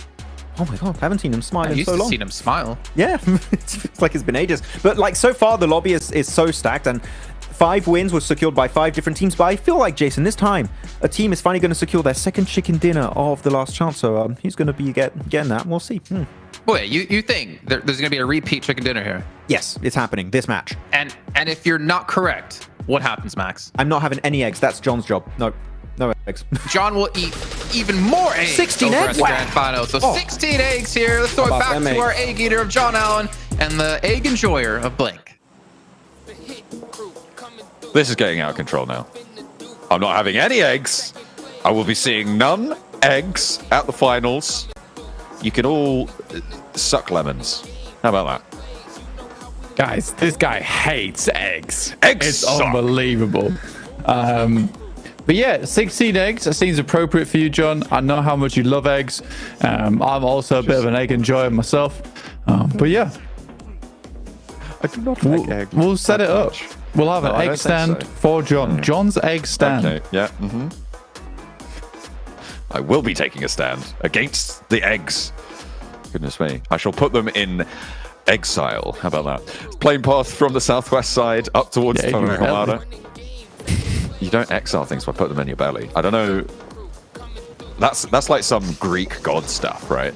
That's like some weird way of handling a situation. I'm not exiling eggs by putting them in the belly. I'm sending them away. Yeah. To you. No. Stomach prison. No, that's not wrong. No. Stop it. Stop it now, you weird man. We're heading from the southwest to the northeast in Toromada. We do have our final match of the day here on Miramar. No teams are too close to this circle that shifts all the way up towards that eastern side. Truckstop and El Azahar.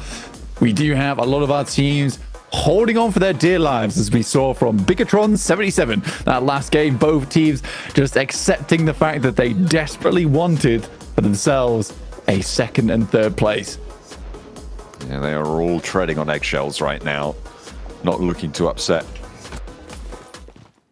their chance towards the top spot, because it would be just so excellent to be able to find your way over towards those finals in London. Oh, excellent. Goodness me. It's like I wasn't doing it on purpose. Goodness me. All right, let's get a little bit more sane here as we head over towards Loops. They are at the bottom of the tables right now. They need to have an uptick. 7 took the chance to find out a little bit about what's going on with them. Let's hear what he has to say. Welcome back to a quick report with the 7WG. This one's going to be in regards to Loops Esports, the team currently sitting in last place going into this last match. I got a chance to talk to their team manager, Julia, and she was saying that the players are just too much into their heads right now. Yesterday was such a tough day for them, considering that they were able to make it due to that tiebreaker. Right now, they're struggling with their mental. They're trying to snap out of it, and they're hoping that they can do some damage control in this last match. I mean, that would be brilliant, right? And it's, again, back to that theme of keeping that mental strong, keeping calm, cool, collected, and into the fight. when you know you need it the most, right? Bottom of the tables, but 6th place still within reach. They're 20 points behind. Yeah, it's still possible for Loops, and we wouldn't want them to exit early. But I think for a lot of our teams, it's just more points on the board at this I'm point gonna in let you time. get away with that one. Okay, thank you. I appreciate that. But yeah, so for a lot of our squads, I just need some more points on the board. Again, it's not getting too far away from some of these teams up towards that top side. 77, just a breath away from getting into 6th place. Stalwart at 33. Really is Voin Donkey as well as Encilio, who are the ones who have mostly secured their spot towards that top side with 51 and 57 points apiece. D+, slightly less secure there, but 42 points, still a great result for them. And Falcons in 4th as well with 39 points. 4MV, though, have dropped down, as have DX Xavier, a team that we really did expect to pop off here in the last chance. Unfortunately, other than that 2nd place, they've done nothing. 6th place on 33 points over 5 matches, Blank. That is just over a 6-point average. So pushing up there. I was saying at the start of the day, getting an 8-point average would see you very, very safe over that bubble. I had the bubble at 80 points, which would be a 6 2/3 point average. So we're getting close to it for that 6th place position. And teams just need to maintain and do not let those nerves get to them. And there is 2 approaches to this, right? You either go for that floor increasing style of play, or you look to rely on big breakout games. That choice has been taken away from teams towards the bottom, but for teams towards the top, there is that real decision to make, right? Do we go for a bombastic opener here? Do we just try and get a 20-point game and just do it all in one? Or do we play a little bit more conserved, concise in their gameplay and go for those 6, 7, 8, 9-point games and try and just rack those up when it matters instead of going for those bold plays? For teams like Loops, Mirren Sejong, Major Pride at the bottom of the tables, they need to just go for these big strats. And I think that we will start to see that develop. Hopefully Loops can, as Seven brought up, get that damage control on board and get a chunk of points. Even if it's 10 here, which would still be a good game by any stretch, that could just keep them alive. That's what you need. Major Pride once again losing a player, and yeah, towards the top side of the table you can be comfortable with just steady points away. Down towards the bottom, you need to hit a big game off the back of that one. RCB finding Evo Station though, and Major Pride's run is getting cut short here. Unable to go too much further, and it's sad to see considering Major Pride, as Max said, just feel like they peaked in group stage. Survival stage wasn't bad for them. Come on, Wild. There we go. Only to go across the pipes. Just walk round, my brother. Come on. But yeah, over towards that eastern side of the map we go. IWNRX in a strong spot towards the center. As a Falcons, 77 move in nice and early, 27 points for them. Like I said, only a short stint behind Stalwart, but as are RCB making their way in from that western side. I actually quite like Minas Generalis over towards the western side of the map. A lot of times on this circle, you either get the hilltops down towards the south, or you get that beach side on the northeast, but more often than not, you do head back over towards Graveyard, which would sit RCB in a good position. On that western side, you're right. I mean, that circle possibility could help them out a little bit, but we have to wait another minute and 20. I know we want to get there faster, but it's just got to be a little bit time biding for the time being. D+ Kia on the south side rotate, still out in the blue zone, going to be moving past Partona, up past Puerto Paraiso, and moving into the Impala areas on the south side of this circle. As they touch this circle, as they get their approach finished, the next circle will have popped, which means that they can approach it with a mind to the second phase, rather than just going into this first circle. Cycle. Don't know what happened there. It's all right. It's okay. I mean, earlier on, I had a bit of strawberry that just would not leave. Causing me serious problems. Oh dear. Serves me right for trying to be sophisticated and have strawberries in the morning. British snack. Yeah. But southwest side, DX Xavier making their way in. A team that desperately needs some more points at the end of today. see themselves with a chance of tomorrow. We know that they can hit big strides. At the moment, it's shuffling steps for DXavier. Void Donkey, on the other hand, this team is a giant within the lobby, a true titan of PUBG Mobile right now.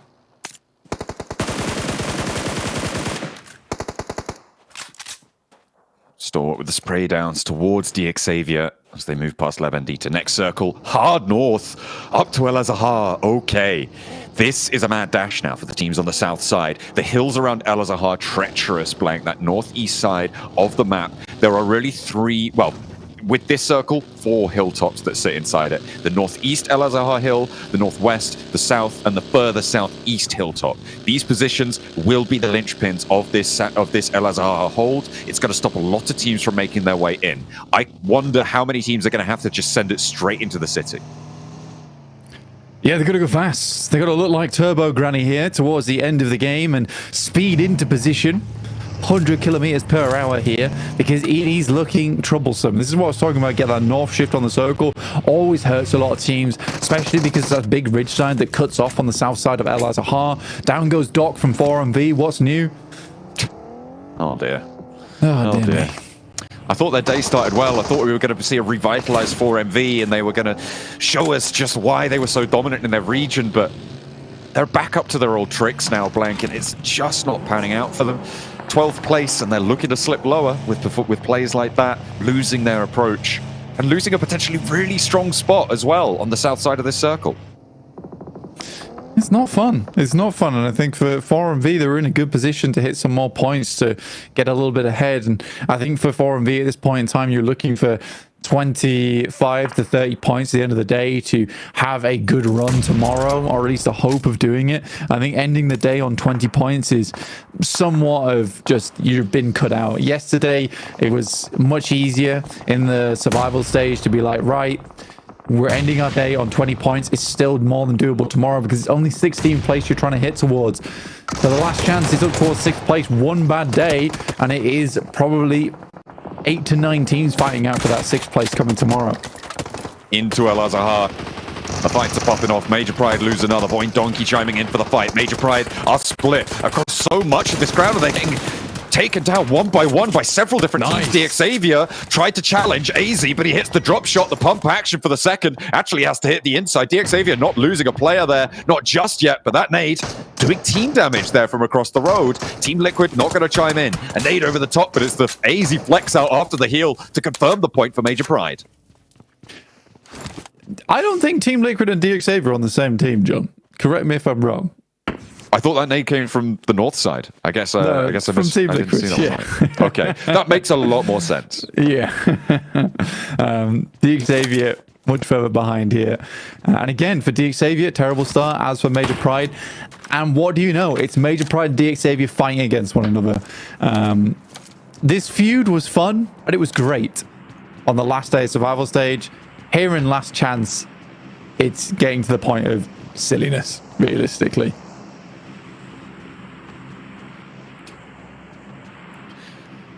Into El Azahar, teams start to make their descent. D+ here, moving around on the east side, trying to reapproach here. Moving up to the hill on the northeast side of El Azahar. Could be very profitable, but BTR are there at the moment, getting away in towards them and challenging them, taking them down on that spot certainly would be incredible for any team looking to try and outlast this lobby.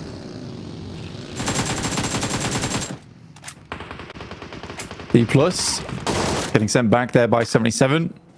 D+ try to make a bit of a wild rotate. And again, there's only one location to head through for D+, and that's along that cliffside on the north edge, and 77 have them currently locked down. RCB, similarly, getting cut out a little bit. They lose another player, down to just 2 now. Survival chances, limited, but in a much better position than a lot of our squads to get in towards that 6th place. Ideally, Stalwart goes down early in this game for a lot of our chasing squads. We'll see just how far Stalwart can get into this, how many more points they can get on board, but taking another knock here, John, is bad news. They are already fairly secure, though. It's a question of who pushes in and when onto that location. That should be resable unless a team looks to roll them down. Major Pride with just AZ remaining, actually may have a decent chance to outlast some of the teams on the hillside surround. But 4MV wanted to put themselves in and amongst it. Sally forth into the valleys of El Azhar. Octagui out. Knocked. One player left remaining for Stalwart in Sanchia. This would be massively beneficial to a lot of our chasing squads. Keeping that 6th place mark a little bit more open is going to be super ideal. Nade goes down. Not quite far enough. Actually, I think there's just smoke's been set up on the front lines. Molotovs. Hard to find out. Need some more indicators on those bad boys. Burn down, but Stalwart recovered to 2 for the time being. BTR, I mean, they would love to take down Stalwart here, right? They're on 19 points.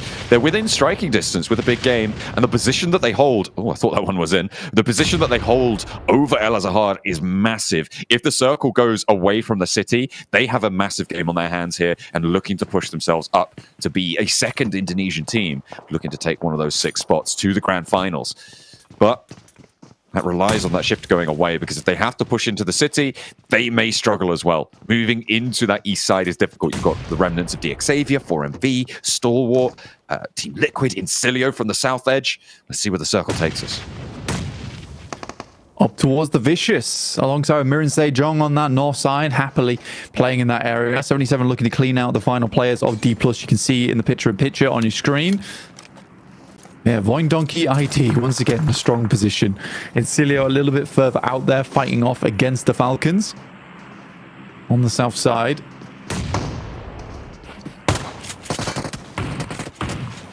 A nice roll up, D+ Kia. They've looked to try and sweep through, but 77 have been holding their nerve right on the bubble as well. And D+ Kia eliminated 43 points to close down their day. They go down in 16th place, and 77 get one step closer to Stalwart's mark. On the southeast side, they might actually have to push through Stalwart as well, depending on what BTR do. Stalwart being able to keep 2 players up is pretty astounding to me, to be honest with you. I thought that they would be going down much earlier, but BTR was very hesitant to take that fight alongside with them. The Falcons very much stapled in here, not really willing to go anywhere too soon, with Incilio off towards that eastern side. We'll see what their breakout looks like. IWNRX, though, a team that is looking to go even further. Lapar with a nice nade over towards Sanchia. Just one left remaining. Great shots through the perch there, but even better coming back through from Octagui. An immediate response from Zuxi, repositioning, going for the res. Stalwart have been here for a while now, camping out in the shack. The nades finally finding a little opening, but piecing themselves back together, brick by brick, trying to build some points in this game. It was easier said than done, and they're right on the edge now. 77 breaking out east, trying to move around behind BTR's high ground. With the knock that was sent out towards BTR, they remove a little bit of pressure on towards that north side, and actually 77, because of the timing of this, may be able to sneak on through, but they are not in the circle yet. They've still got a little distance to go. They can wrap around this east side. They've already cleared the majority of it, John. Which is very good news for them. And they can wrap all the way over towards the north with 3 players still alive. BTR, though, spots out at least one of them. There's a lot of divots to play and ditches over towards the eastern side where you can rotate around. It's very easily done. I don't think 77 should have gone back. This is an interesting crash coming through from them. Hansel takes a lot of damage, but getting rid of that high ground actually is good. Okay. There's only one player here. Oh dear. Shifu able to take the player down on the rooftops as well. Now BTR with 3, desperately looking to keep control here. 77 with a mad wraparound. They knew, or rather they spotted, that was only one player on that corner. Either they knew or they just went crazy for a little moment, but it's going to work out nonetheless. And now BTR need to try and pick this one back up. 3 players remain as the flush comes through, and 77 with the wraparound might make it work. Yeah, actually a very good play from 77 for BTR, though, on the other hand. Not too happy with this one. The Bigatron 77 squad firmly just split ways. In comes Stalwart, buying their chance here. This is a great opportunity for Stalwart to get through. They absolutely could not catch up with the spray. Okay, on that side of things. Redlit goes down to Stalwart too. interesting moves coming through from Stalwart, and they get themselves into a fairly secure location. But it looks like we are going to be heading over towards El Azhar, and it's going to be an urban finish here for our final match of the day. That north side hill for Mirin Sejong.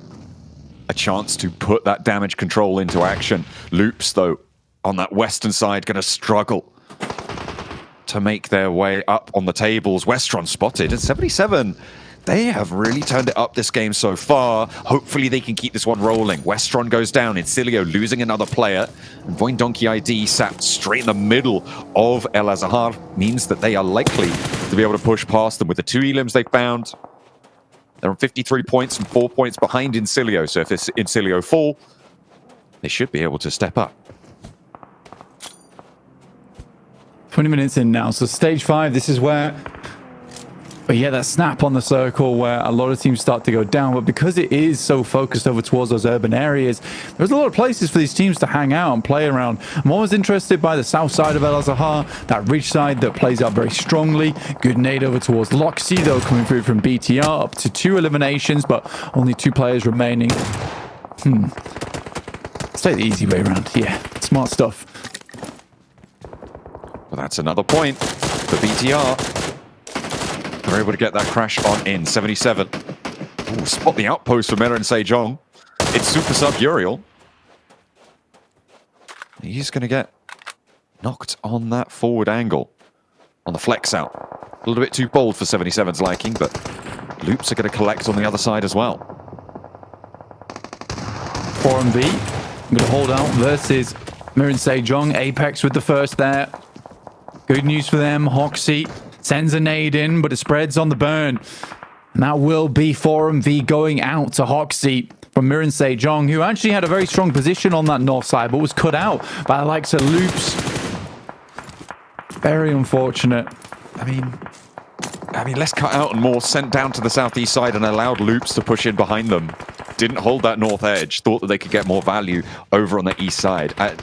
I'm not sure about this one from Mirin Sejong. Then they went for the crash, and it hasn't played out well for them. It's likely going to be one of these teams on the inside with 13 teams into stage 6 now, Blank, with 35 players alive, though, and no one really surviving super strong. It's IWNRX on the west side of El Azhar and Voin Donkey ID right in the middle.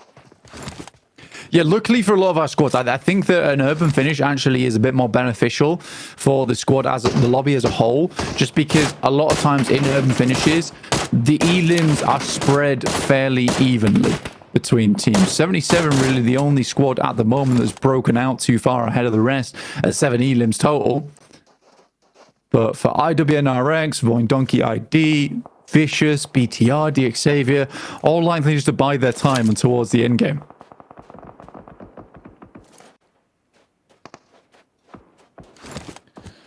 Falcons with the 2 up, 2 down approach. Sat atop the perch.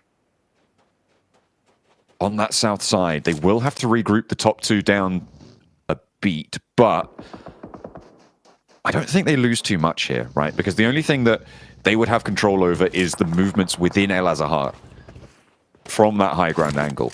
The fact is that the teams on the outside are pretty much done for with this circle. They're going to have to conclude and maybe one of them makes it through, but I don't think that we're going to see multiple approaches. So for Falcons, moving everybody down to regroup doesn't lose them too much control. They might be able to spot some movements for the time being, so they'll wait out there for just a moment longer, but that regroup should be okay with them. Loops, they've also made that same rotate that Mirin Sejong decided was the right option over to that east side, but there's no one behind them this time. Loops looking to head over towards that north side for Loops. Again, this is a very important match for them. In 16th place, it's tough. I mean, they can find a lot of elims over on this eastern side. Stalwart living longer than perhaps a lot of teams expected, but into stage 6, 13 teams alive, a lot still in this side of this lobby. So Stalwart haven't quite started to accumulate those placement points just yet. They still can go out fairly soon. And likely that they will with Loops on the full surround here. I mean, there's no way out for Stalwart here. 77, hold that pin. The opposite side of the hills. And they go for the roll down, so maybe moving in, trying to get ahead of Loops on this and reading into Loops' position up on the high ground. 77 with that ridge have cover from the town. They can't really go up towards the top of it. I think they will take shots from down in the city if they do, but holding this line, I think this is a brilliant rotation from 77, reading the lobby well. Yeah, to get more points off the back of it, I think they know that they're never getting into El Zahar at this point. So just cleaning up the eastern side is the ideal play. You get a bit of a scout out over towards the nades, been sent over the top. Maybe assuming they're over towards them, in fact. Loops head a little bit further in. This is dangerous for Loops. A lot of nades could come through, but it really just feels like 77 are lacking on that utility. Magnum trying to back things up, but it's Vicious from the sidelines to find that one.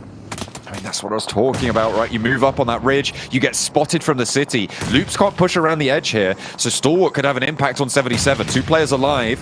They're looking to try and defend their 6th place spot, and the nade over the edge is good. Loops bombarding the tree.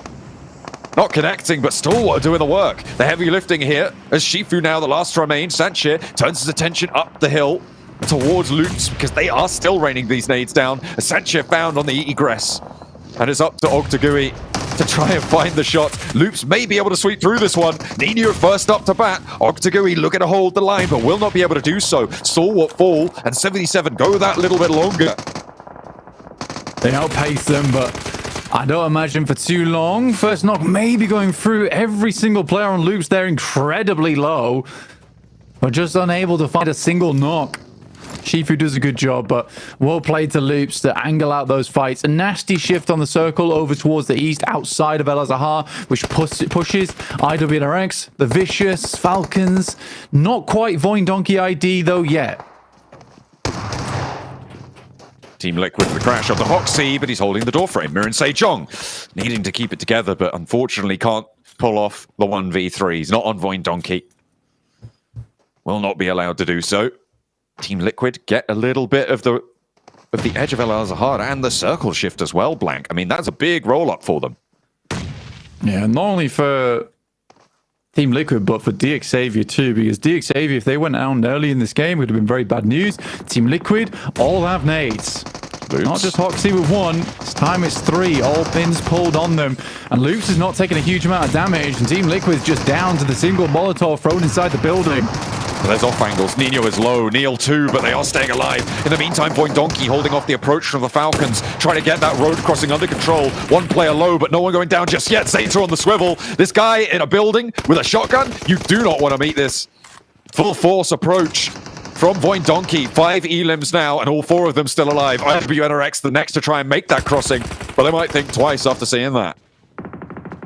Yeah, I think for Voin Donkey ID, they have such control over the circle, at least on the western side, and they're going to cut out a lot of the 4-player teams. I think that's the biggest story here for us, is that a lot of the 4-man squads will be going down, leaving Voin Donkey ID as one of the few 4-man squads over in this final circle. Loops is the other team who currently have 8 eliminations, so a really good game from them. Is one they desperately needed towards the end of this.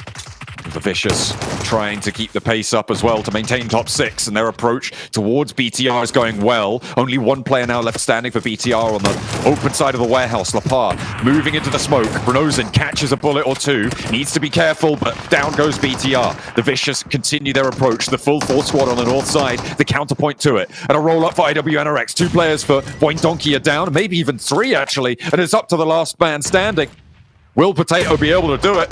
Hot Potato on the nade, drops out. Zedwolf not going to go down to it. Kine on the inside, looks to try and navigate, but Potato with the Tommy gun. Spray down, low HP on the side, but caught. And it's IWNRX to make it work.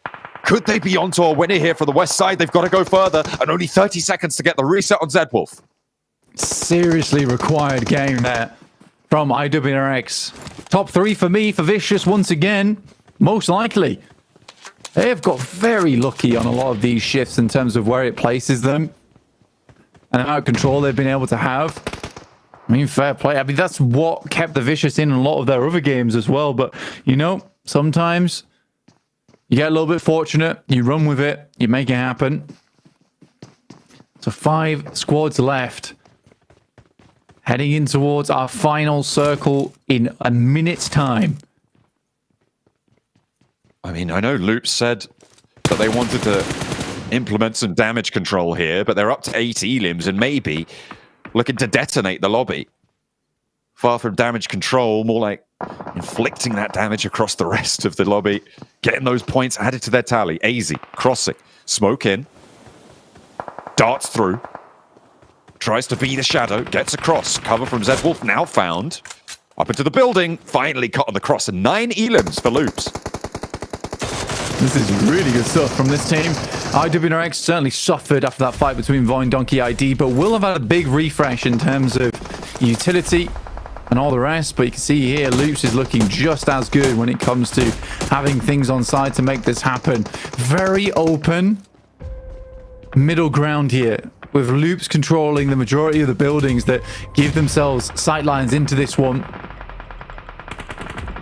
DXavier, surprisingly, with one player still going. That nade do a lot of damage. Only needing one more here, but he has to get out. Sends it long. Let's do the same thing twice. Does he have to get out, though? Yes. Oh. Nino is just alternating these. You have to try and read the vaults, and I think he has the angle to get the vision there. Nino actually puts a nade up north, and more concerned about IWNRX. Good thing he did. Catches Frozen there. Nice knock over towards the west side, and shots from Neil chiming in towards Bronozin. This is a Loops revitalized. Diminor down as well. They have so much control. And DXavier looking to hold on to the scraps of it. On Loops' coattails, they may find the second place, but they still have danger sent their way. His position is known, and if he steps up for the spray, it could be all but done. The blue zone upon him, and 4th place found. 3 teams remain. 0 elims though, and for DXavier, it's not looking bright for them going tomorrow. For Loops, some great rotations, some good control towards that north side. Again, not sure why Mir and Sejong gave that up so easily. This could easily be where Mir and Sejong was playing as a 4 later on. Instead, it's Loops to take up that scenario, and this is going to be a game that really does provide them a lot of benefit going into the future. Down goes Nino though. Traded off. Onto both teams as well. So 1 player down for everyone. 4 players for Loops, 4 players for the Vicious.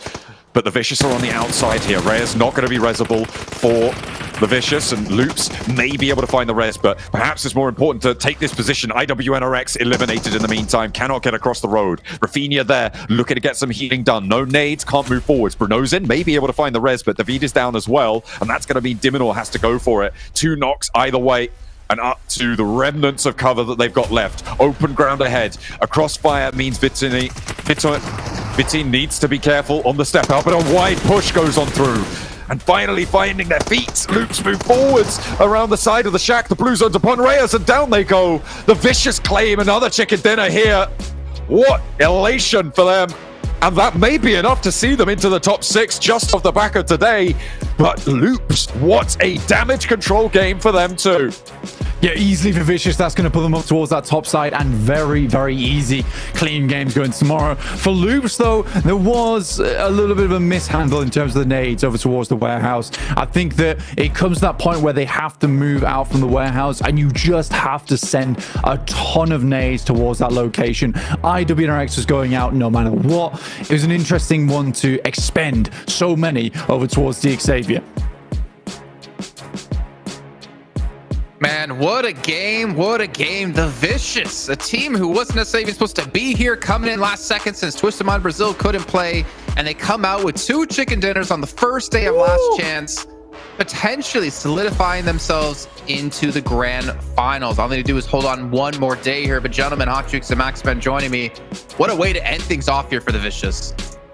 6 more matches, dude. Oh, goodness. And the Vicious clutching it up at the end. 2 chicken dinners today. You can just see the look on these boys' faces. They are so pumped because they're already feeling it, man. These guys are feeling that London energy coming their way. They're not the most aggressive team in the lobby, but they take fights that made sense. We saw it previously on Orangle with their chicken dinner on the Stolber Mountain. They just, we don't have to take fights that are unnecessary. We'll let the other teams do the dirty work. And in this case here, they took a fight that was very important before this engagement versus Loops, which is clearing BTR. They knew if we want to get access to the late game, BTR is our main threat. They clear BTR, they get access to this warehouse, then go over to the hay bales, Hotjukes, which that also ended up being a winning position for them to play.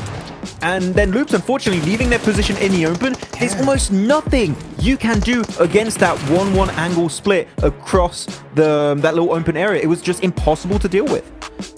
Yeah. I mean, let's be fair to Loops, though. That was a massive game out of them Hot Jukes. Oh, they needed it bad. I mean, they were at the bottom of the leaderboards. I mean, you heard there from Seven in his in-game report, he was saying that, that they were just in their heads. They were in their heads big time. And hopefully this will get them out of that position, right? And I mean that as far as that nervousness, they have to shake that off because the next 6 matches are going to be brutal. And the hardest thing for you to be able to teach is clutch. I always said that you can't teach it, right? You can kind of get slowly used to it as time goes on, but man, you either got it or you don't. And the Vicious showed that they got it today. Voin Donkey showed they got it today, right? And definitely Incilio as well. Tomorrow is going to be an absolute massacre, though. Well, speaking of massacres, Major Pride just getting absolutely obliterated. I think we just saw 3 of their deaths in our highlight. AZ, I mean, with the last man standing, but this is more reminiscent of the Major Pride that we saw back in CSA, which is why we've been saying so many times that it's been such a surprise at how well they've been playing here at PMGC. But they're struggling, just constantly getting into these zones with just 1 player left alive. But then again, so is DXavier here, Max, as we saw the dumpster being their friend. Yeah, they're just DXavier and Major Pride being the homies right now, Jason. A solo in the last circle and just hoping to get a few placement points, but just placement points is not going to be enough if you're going for top 6. And I think they're going to learn that the hard way as they get ready for tomorrow. Like, damn it, we're too far behind. We need to do something else. And that something else is keeping more than 1 player alive in these last few circles. Though, as we go through the highlights, Voin were holding like such an important position, and Falcon sent it and they failed. Then IWNRX made it over and they were successful. But no matter what happened, the fact that the circle Hodrix was shifting the other side of the road, whoever won those fights was not going to get the win. All you had to really do at that point is just capitalize on as many limbs as possible before you get eliminated. I'll tell you what, Rafina's a monster with that mini, but the Vicious, yeah, they were able to just play it out just a little bit better. I like the fact that they went for those reses. They weren't afraid to go for those resets, and it really proved that that warehouse compound was just really, really advantageous for them. 20 total points is huge at this stage. These guys are definitely going to be feeling good. I wonder, I mean, honestly, Jason, I can't wait for the overalls, man. I just want to see where we're at right now, because the big names we see at the bottom is shocking. One of them, and another one in particular, Maurice Sajon. Where were these guys at today? I mean, they were just completely absent. Oh, I mean, yeah, I think Max brought up some good points about them. That the ability for the reason they did so well in groups was the fact that they were able to get centers so quickly and so easily. Whereas now everyone's playing so much faster to take away those positions, so they're being forced to play from the edge and not somewhere they're necessarily too comfortable on, as they only get themselves 2 points. But we did see 15 for Loops, 11 for IWNRX, 8 for Voin Donkey, 77 getting 7 points with all those eliminations, and Major Pride at least able to get some placement points here with 2 elims to get up to 5. And then also Bigatron, not to mention, they have had a big struggle today on top of this. But Max, I mean, as we take a look at, how this day has gone overall, and when we do get to our overalls, I think I really don't know what to expect for PUBG Mobile Esports next year. Because if this year was already hard enough to predict who would win, what's going to happen next year? It's interesting because we got, I think, last year and a half. Oh, actually, we got the rankings. We'll talk about it in a bit, okay? Yeah. We have to take this in right now. But yeah, Voin, Donkey ID are going to be then your first place team at the end of day 1 here for the last chance. And again, we highlighted it many times, Hodrix. They are the most improved team by far in this tournament. But 59 points, what was the cutoff? 80 points, I think John said, right? So one plus good game. 3. Yeah, around that point then, Jason. One more good game and they're 100% sure to head on to London for the Grand Finals. Definitely. Looking on the list, though, Vicious, Incilio, D+, Falcon, Stalwart. If we ended things off today, those would be your 6 teams going through to the Grand Finals. As you look at the second page, I mean, down to 29 points for RCB. Loops, wow. I mean, 16th place to 10th place. 1 game is not going to be enough. You're going to need to do that yet again here. But then 4MV, 15th place, it hurts. Dude. Yeah, it is. I mean, to go back then to the topic you were bringing up, Jason, is it's in again the year of uncertainty. It's not just now every region can win. I feel like even the big teams, Jason, and I don't know if you would agree, even the big teams are faltering to some extent. You still have some big teams not doing well, but the bid squads are oh, they're going to do so well. But no, it's underdog teams that are kind of bringing the heat internationally to your PMGCs, to your PMWCs, to your PMGOs. And I mean, you can look at the rankings here. Here you have Team Liquid, BTR, 4MV on the second half of the rankings. Man, the upsets are real this tournament with Vexy being MVP. Not surprised. Yeah, not surprised at all, dude. I mean, this team just went nuts today. I mean, we saw the best play of the tournament as well earlier on from Zeta. These guys have everything going for them, and it's so good. I'm actually happy that they were regulated down here, because this is going to do so good for their mental game going into the finals, right? Yes. Yes. I don't know where to go from there. I will say this then, if we were to end it off there, I'm digging their jerseys like a ton, and also the jackets they have as well. I think they showed up definitely being the best dressed team here. But as you take a look at our top 4 strategists, D+ throwing out 96 smokes. That's a lot of smokes. And considering they haven't been a team that necessarily survived the longest, definitely trying to use this to their advantage. I think this last game, Jason, we may have beaten a record in PUBG Mobile Esport with the most amount of utility, grenade, Molotov, smokes, flashbangs used in a single city finish. There was so much, man. Just a transition from like one side of the road to the other. I think maybe Falcons used, 8, 9 smokes just to transition from their side of the road over to the side of Voin, Donkey ID. Similar kind of play happening for IW and RX. So yeah, I mean, smokes, use them. And especially when the M79 comes in play, Jason, I could talk about that for ages. The M79, the smoke grenade launcher, is going to be meta-defining heading in 2025. Well, you better have a jingle ready for it when we get to that point, like the M1014. No, I'm just stealing it from Kalaris. Kalaris, help, please. Well, I got a special guest for you here, Maxman. No, it's not going to be Kalaris coming in. It's been such a crazy day, and as you were saying, Max, before, like a lot of our normal names are down towards the bottom of the leaderboards. It kind of makes me so sad, but also so hyped, because it's so sad to see like the teams you always looked up to and you've rooted for being dethroned by like these newcomers, the new blood of PUBG Mobile Esports, and that kind of then gets me excited for what's to come here at the Grand Finals. Yeah, I'm going to be completely honest. I watch also like a lot of different mobile esports, but PUBG Mobile Esports is the only one that keeps me on the edge of my seat. Like, yes, I have no idea who's going to win, and it makes it so entertaining when you make it to the end of like your league stages or your grand finals. Like, sure, you still maybe have some big names at the top, but what if, right? I mean, Reject at the start of the year, Jason, we kept talking like, oh, Japan's never been able to perform. Before PMGO, the best the Japanese team was able to perform was a 9th place back in a PMWI like years and years ago.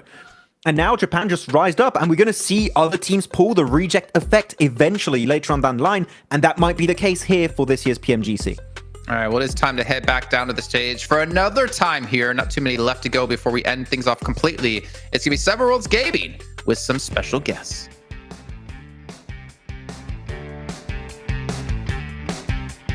These matches go by way too quick. Just like that, 6 matches in the first day of Last Chance. I got the vicious Reyes, none other, with me. The team struggle. We kind of talked about this earlier. The team struggled in the first 2 matches. I know you were talking about you guys were feeling anxious, but I kind of want you to tell me a little bit more that was happening within the team. Então, ele perguntou que vocês tiveram problemas nos 2 primeiros jogos, no Erangel. O que aconteceu? Principalmente fue como un poco ansioso, estábamos un poco desesperados, pues de parte mía. Y el resto de partida logré arreglar eso y nos terminó yendo bien. So he said like basically the team was like anxious, especially for him, but after they did like not have that much good match that he expected. Hey, well, you finish off with a great match. With the points that you guys got today, which is a total of 58 points, on top of that 2 chicken dinners, how is the team feeling going into tomorrow? Então, ele falou que vocês terminaram muito bem hoje, com 58 pontos e com 2 chicken dinner. Como que vocês estão se sentindo para o jogo da manhã? El trabajo del día de hoy ya está hecho. Mañana toca seguir igual, no bajarle. Seguiremos buscando ganar más partidas mañana y clasificar a la final. So they said like the works for today is already done. Of course, they're trying like to do the same thing for tomorrow, so they could get the qualification for the finals. And who was your guys' biggest rival today? And I want you to go a little bit more into detail why they were their biggest rival. Então, qual era o maior rival de vocês hoje e por quê? Ele pediu mais detalhes aí. Pues se notó en el Ángel, que fue de Plus Kia, y BTR, que nos cerraron las entradas a zona. Y sí, solo esos 2. y el resto de partidas nos pudo ir mejor, pero nos faltaron afinar un poco las cosas de nosotros. So I say like basically it's just like D plus key and BTR because like it was like in front of like on the saves from them. Of course, like there are other teams, but they just need like to make better like their own game. All right, well, thank you guys. I wish you the best of luck tomorrow. Gracias, Reyes. Now, can't just end it there with this team. I do want to get a chance to talk to DX a little bit because I feel like it was a bit of a big disappointment today with how they were able to perform. So we are going to have none other than the Xavier Levi's with me. At the start of the day, we got to go back to Sandhawk. At the start of the day, you guys ended up losing that hot drop. What happened? Were you guys expecting that hot drop at the start of the day? Vào trận đấu đầu tiên của ngày hôm nay thì các bạn đã để thua khi mà tranh khu đầu trận. Thì vấn đề xảy ra lúc đó là gì? Và các bạn có lường trước được điều đó xảy ra hay không? Tại bọn em hơi nóng vội và nên là để nốc người hơi xàm đó. Chắc lỗi cá nhân rồi. Because we was not calm enough and was in a hurry, so we lost the squad, and probably it was personal mistakes. All right, I'm actually going to switch it up a bit. Are you guys going to be ready tomorrow if they do decide to hot drop again? Vậy thì các bạn có sẵn sàng cho ngày mai chưa khi mà tranh khu đầu trận trong những tình huống như thế? Bọn em sẵn sàng rồi, vì bọn em đặt mục tiêu đây là không sợ ai hết. Yes, we think we're ready for tomorrow at hot drop fighting like that because our goal is not to be afraid of anyone. I like that. I like that a lot, actually, especially going into the last day. I mean, you guys currently have 22 points. Going into tomorrow, what is the team going to be doing different since today you guys did struggle with eliminations? Thì hôm nay các bạn đã gặp khó khăn trong việc hạ gục đối thủ và hiện tại mình đang có 22 điểm. Vậy thì ngày mai thì các bạn sẽ thay đổi điều gì? Bọn em sẽ không thay đổi điều gì cả. Ngày mai bọn em sẽ cố hết sức bắn và vào trong nữa. We will not make any changes tomorrow, but we will still try to do our best so that we can get to the Grand Finals.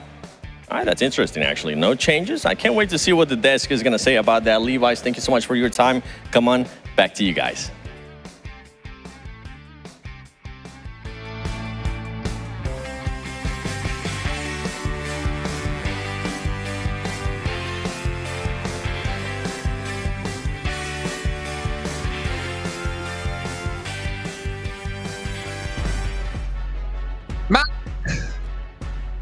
They're not going to want to be afraid of Stalwart, so they're going to continue to drop on them, on Sandhawk.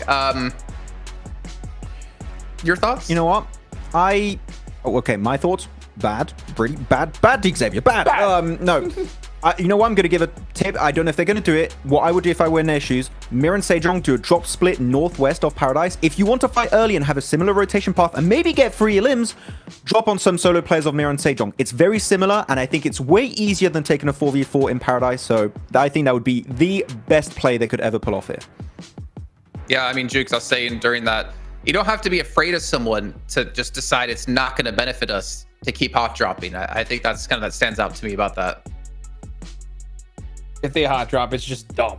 Like, I don't even know what else to say at this point. Like, literally, it makes no sense. You work your entire year just to throw at the last second when you could just simply drop somewhere else or figure something else out. I'm hoping that was a fake out. That, oh, we're going to do the same thing, and then they're just going to do something different tomorrow. Because if they end up doing the same thing, they're going to go home. I mean, because this is ridiculous. These other teams are just playing too strong right now. Let's just to wrap up this point real quick.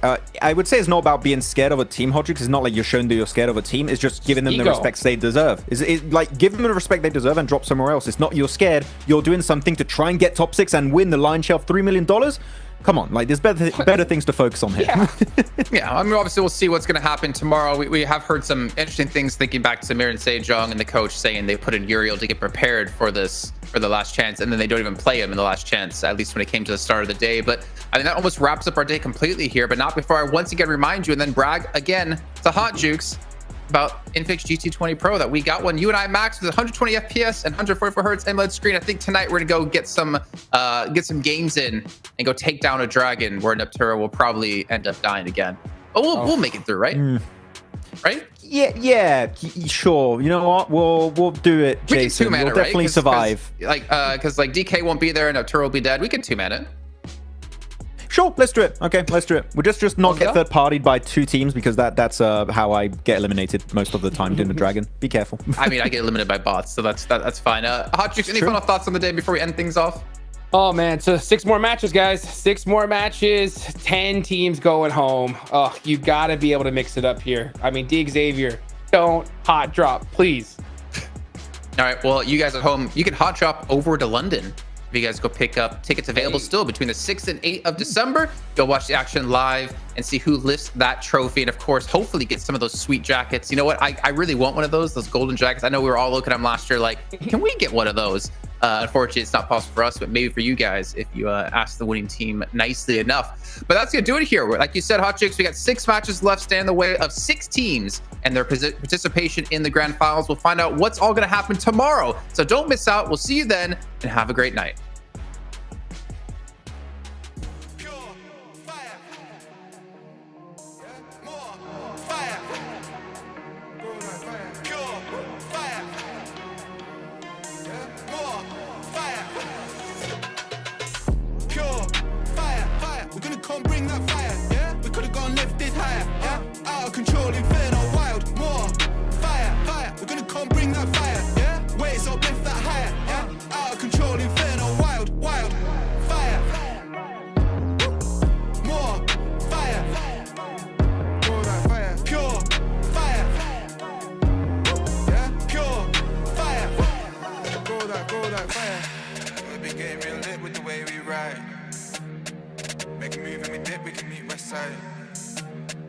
In the darkest abyss with the flame ignite, yeah.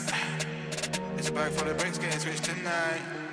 Pure fire, ripping the drill, bringing the heat, and you know that the deal. Getting the goal, babe, you know that the real. I'm gonna confirm that I'm lit in the field, yeah. We're taking the block, breaking inferno, we're breaking the lock. Selling our beats and we're selling them not. Burning the heat and we're ready to talk.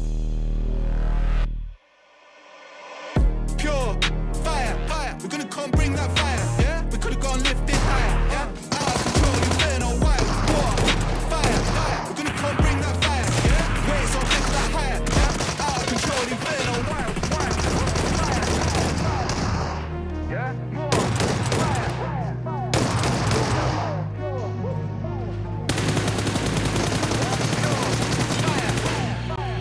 go that fire, pure fire, ripping the drill, bringing the heat. Getting the goal, baby, you know that the real. Gonna confirm that we're lit in the field, fam. Taking the block, bringing inferno, we're breaking the locks. Bringing the heat like we're bringing the hot. Pure fire. More fire. Pure fire. Pure fire. Go that fire. Pure fire. Fire. Gonna come bring that fire, yeah. Gonna go lift it higher, yeah. Out of control, inferno, wild, war, fire, fire. We're gonna come bring that fire, yeah. Waves up, lift that higher, yeah. Out of control, inferno, wild, pure fire, pure fire, yeah. More fire, go that fire, pure fire, yeah. More fire, pure fire, fire. We're gonna come bring that fire, yeah. We could've gone lift it higher, yeah. Out of control, inferno, wild, war, fire, fire. We're gonna come bring that fire, yeah. Waves up, lift that higher, yeah. Out of control, inferno, wild, wild, fire. More fire. Pure fire. Yeah, pure fire. Go that fire. Big game, baby, right. Make a move and we dip, we can meet west side. In the darkest abyss with the flame ignite, yeah. It's a bag full of bricks getting switched tonight. Pure fire, ripping the drill, bringing the heat, and you know that the deal. Getting the goal, babe, you know that the real. I'm gonna confirm that I'm lit in the field, yeah. We're taking the block, breaking inferno, we're breaking the lock. Selling our beats and we're selling them not. Burning the heat and we're ready to talk. Pure fire, fire, we're gonna come bring that fire, yeah. We could've gone lifted higher, yeah. Out of control, inferno, wild, war, fire, fire. We're gonna come bring that fire, yeah. Waves up, lift that higher, yeah. Out of control, inferno, wild, wild, fire, yeah. More fire, go that fire, yeah. Pure fire. the drill. Bringing the heat and you know that the deal. Getting the goal, baby, know that the real. Confident that we're lit in the field, fam. Taking the block, bringing inferno, we're breaking the locks. Bringing the heat, like we're bringing the heart. Pure fire. More fire. Pure fire. Pure fire. Pure fire, fire. We're gonna go and bring that fire, yeah? Could've gone lift this higher, yeah? Out of control, inferno, wild, more fire, fire. We're gonna come bring that fire, yeah? Waves up, lift that higher, yeah? Out of control, inferno, wild, pure fire, pure fire, yeah? More fire, pure fire, more fire.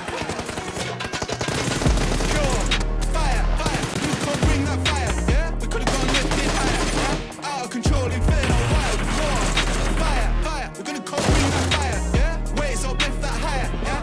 Out of control inferno, wild, wild, fire. More fire. Go that fire, pure fire. Yeah, pure fire. Go that fire.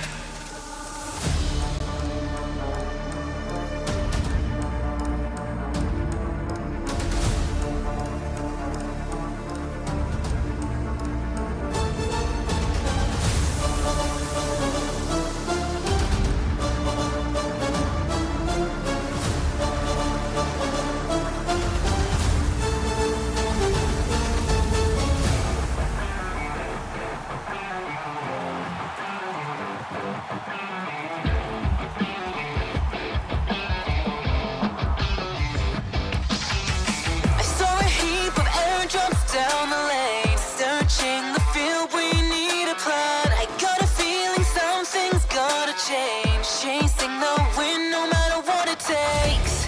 You be the one, I'll be the next. Where do we go? Clickety-clack, firing up like wind blown. You don't wanna lose, neither do I. Hearing the siren that has never changed. Out in the world, run from the low. I got your back, you're not alone. Flare up, even at the lowest step, nothing's bending us down. Stand up, blaze brighter with every challenge we face. Ignite, let the glow of my roar overshadow the darkness of our glory. Never thought of giving up, it's never ending. Some of us got too lost to find the path. Some of us had way too much pain. I understand, but hopelessness goodbye. Warriors are meant to rise and shine again. You're stepping down, I'm moving up, put on a show. Clackety-click, last minute countdown. You wanna survive, just stay alive. Rising up in the zone, champion is for the top. With my crew strong, facing the storm. Standing as one, we carry on. Flare up, even at the lowest step, nothing's bending us down. Hands up, blaze brighter with every challenge we face. Ignite, let the glow of my roar overshadow the darkness of our glory.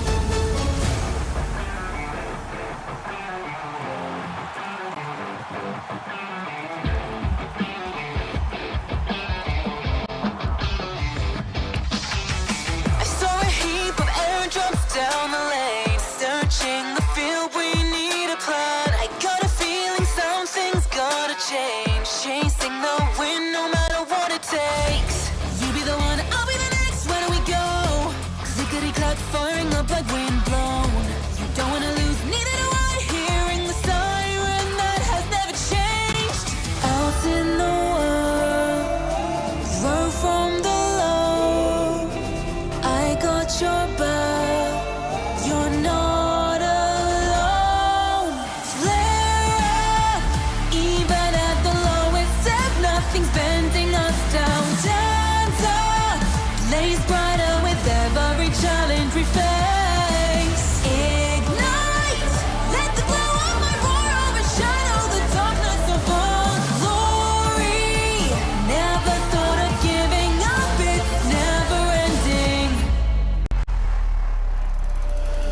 Some of us got too lost to find the path. Some of us had way too much pain. I understand, but hopelessness goodbye. Warriors are meant to rise and shine again. You're stepping down, I'm moving up, put on a show. Clackety click, last minute countdown. You wanna survive, just stay alive. Rising up in the zone, champion is for the top. With my crew strong, facing